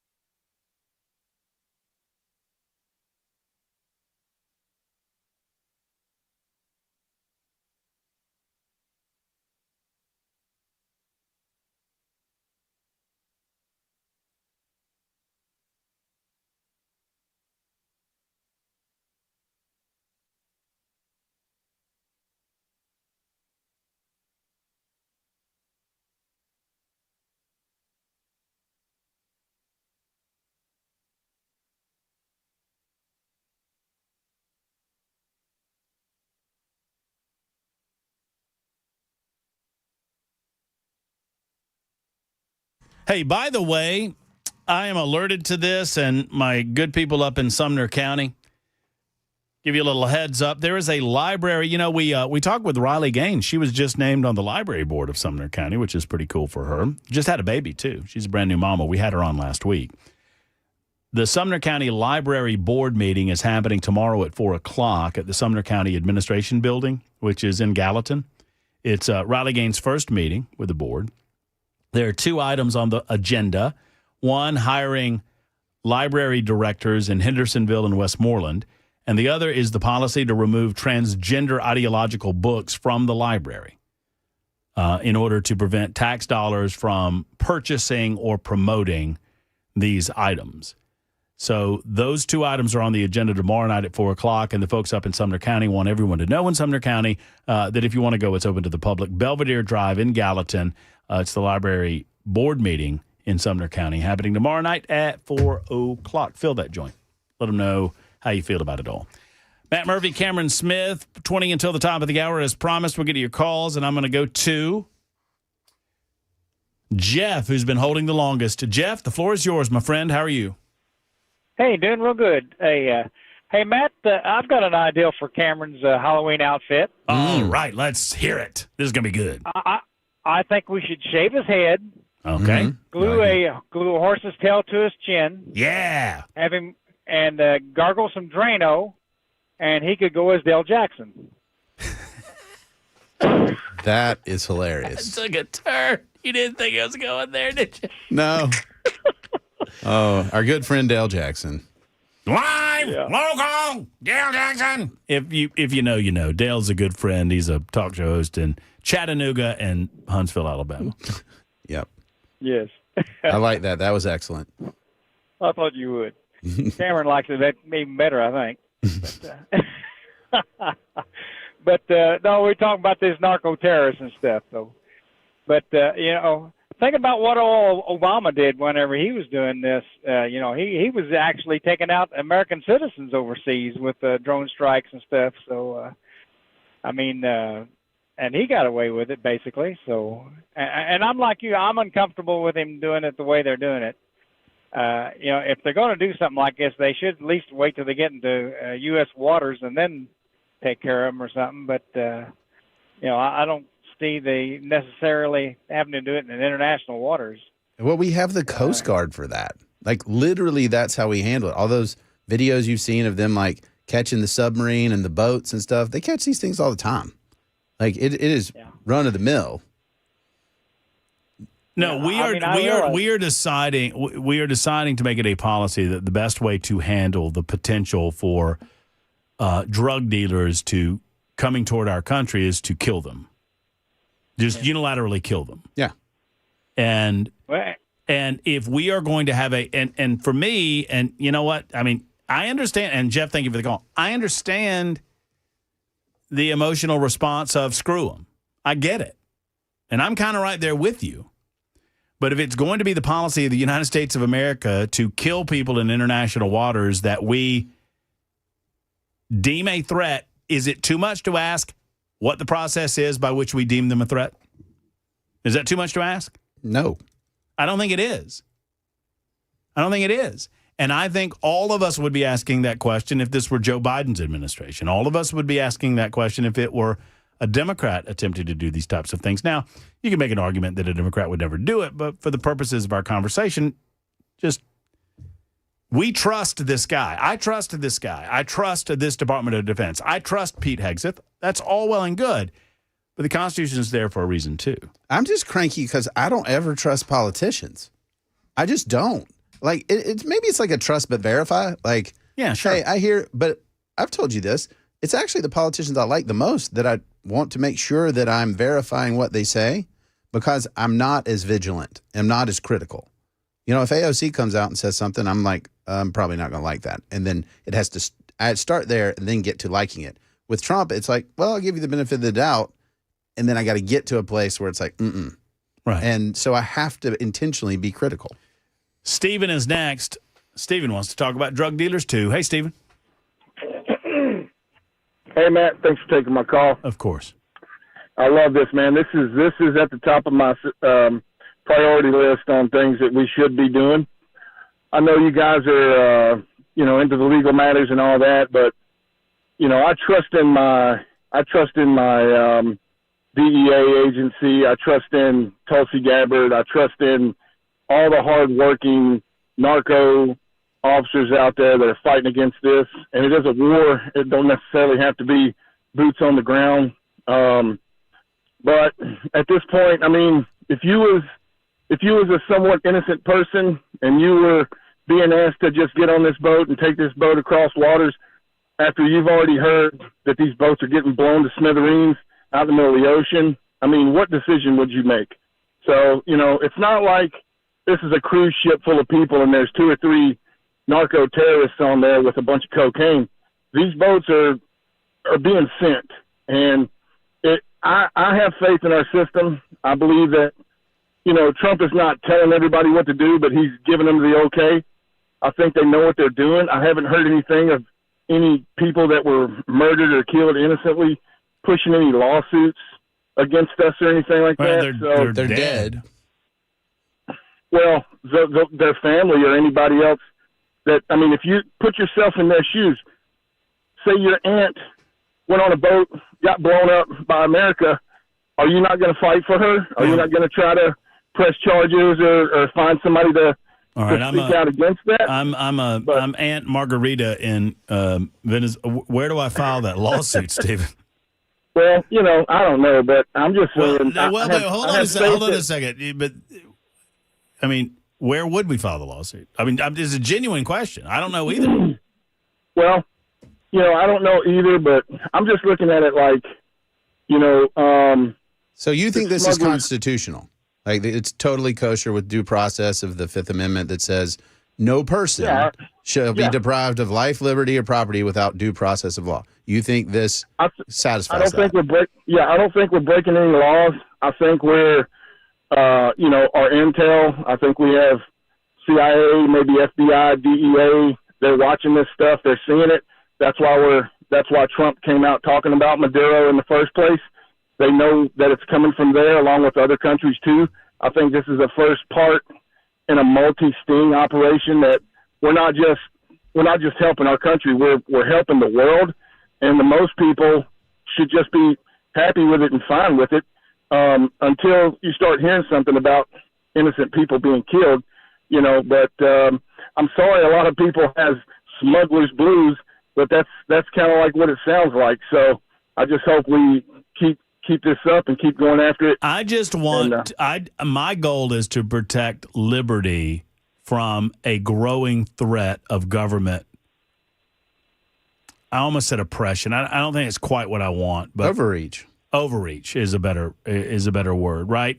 So I don't like the idea of government mandating or dictating or unilaterally deciding life or death without me understanding what the process is. I understand the process of war. And Matt, I agree with you wholeheartedly on that too, and I'm sure that most people feel that same way too. But at the same pace, you have to realize this. What we're seeing now is operations taking place, and we're not talking about what we're doing. This is how you take out these evil communist dictators, and we're not going after the oil. Trump don't care about their oil. This ain't a Bush Kuwait thing. Trump wants them to free their country and then let them do business with us. And we you want to know, trade with them. And Stephen, you want to know nobody should know when and where and how we know what we know until it's over with. And if you tell people this is how we know, this is what we know, then what's that going to do? That's just going to give them an opportunity to change their plan and get away with it another way. So we just don't let the cat out of the bag right yet. That's just the thing. Everybody's just going to have faith in our government and our system, have faith in our president. He has ended, 6-7 wars recently. Wait, Stephen, did you just say have faith in the government? Yeah. Did you just say that? Are you serious? That's icky. That's not the way it works. In this part of the operations, I do have faith. I have faith in Gabbard. I have faith in our FBI now. All of the people that are sitting around the table that are working on this, big issue. But these are the same agencies and some folks that have done things like Fast and Furious, like gun walking and stuff like that. I mean, we as conservatives this is a whole new deck of cards. We're dealing with a whole new deck of cards here. No, that's not true, Stephen. They've not flipped the entire FBI. There are most of the FBI was the FBI during the Obama administration. Maybe not the entire, but the ones that matter, the ones that do the planning, the ones that do the hard work, that do the intel, that do the oversight, all the ones that. So your argument is just trust them. Fight this. Just trust them. Like it doesn't matter whether it's constitutional or not. Just trust them. They got it. I do. I do, man. And here's the thing: if this was, Stephen, would you agree that just trust them when it comes to FISA warrants and spying on American citizens for the purpose of rooting out the drug cartels in the United States?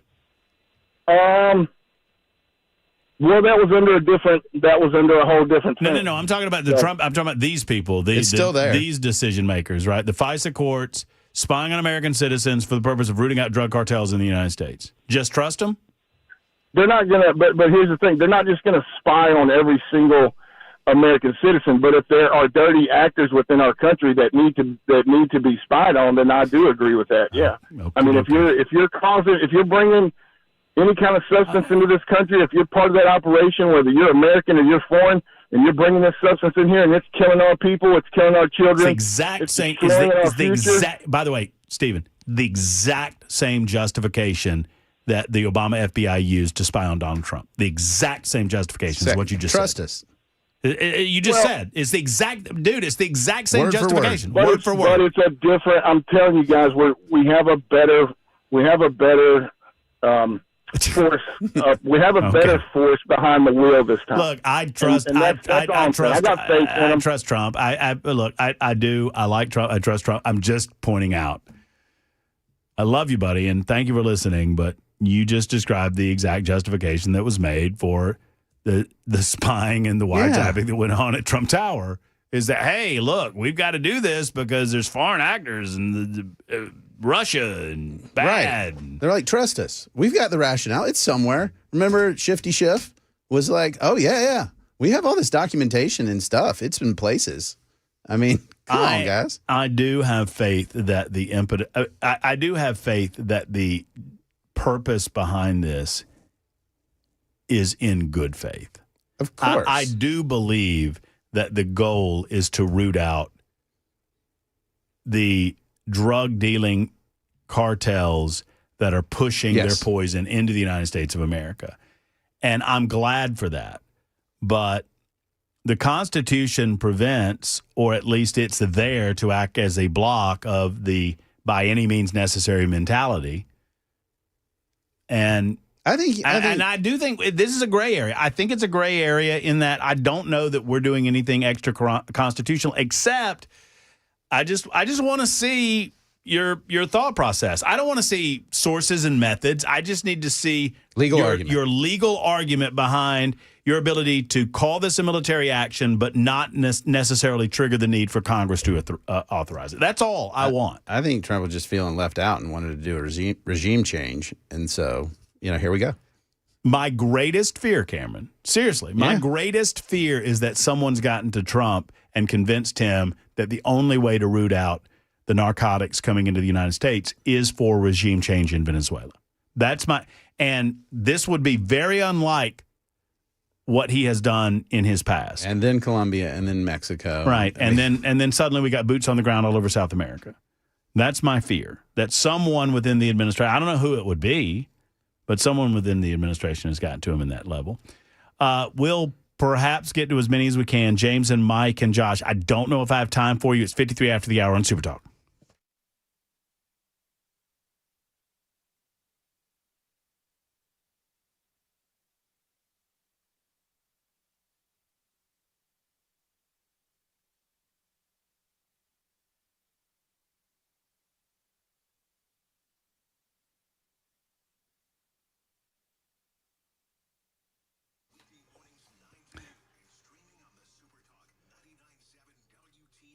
Here comes a Murphy singing alert. Ain't no party like a Glock store party. Hey, for the last couple of weeks, you've been hearing me talk about booking the holiday party at the one and only Glock store. Well, now I'm inviting you to one.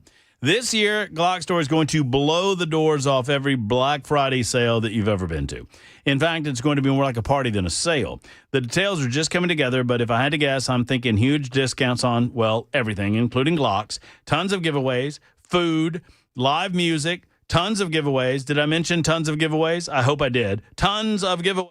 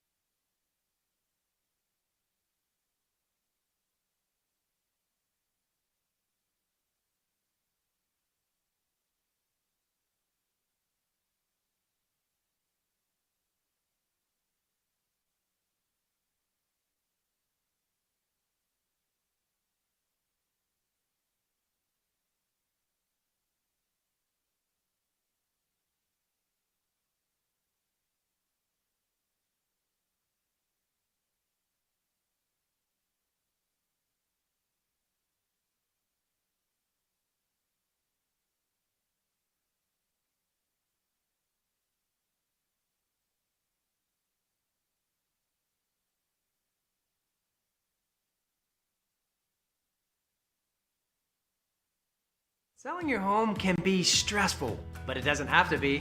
Get a guaranteed offer from Mark Spain Real Estate. There are no showings, no open houses, no stress. Work with the #1 real estate team in the U.S. and close with confidence. Go to markspain.com today.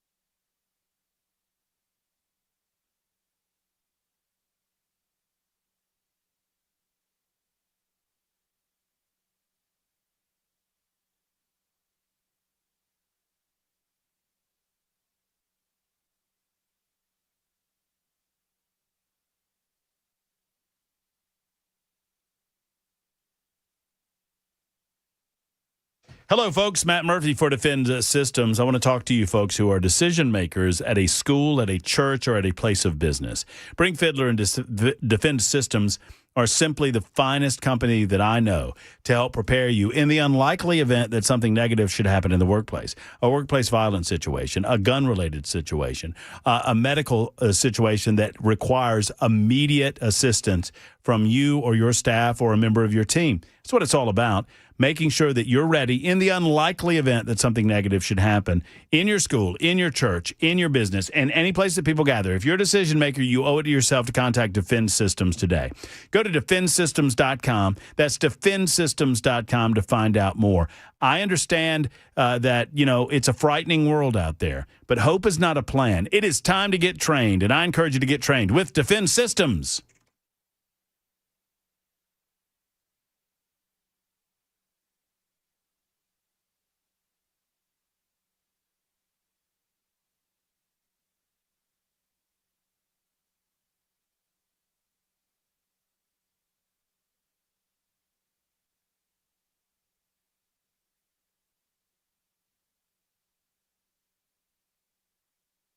Super Talk 99.7 WTN. That wraps it up for the Matt Murphy Radio Show. Have a great evening, folks. Mark Levin up next. Hug your loved ones. So long, everybody.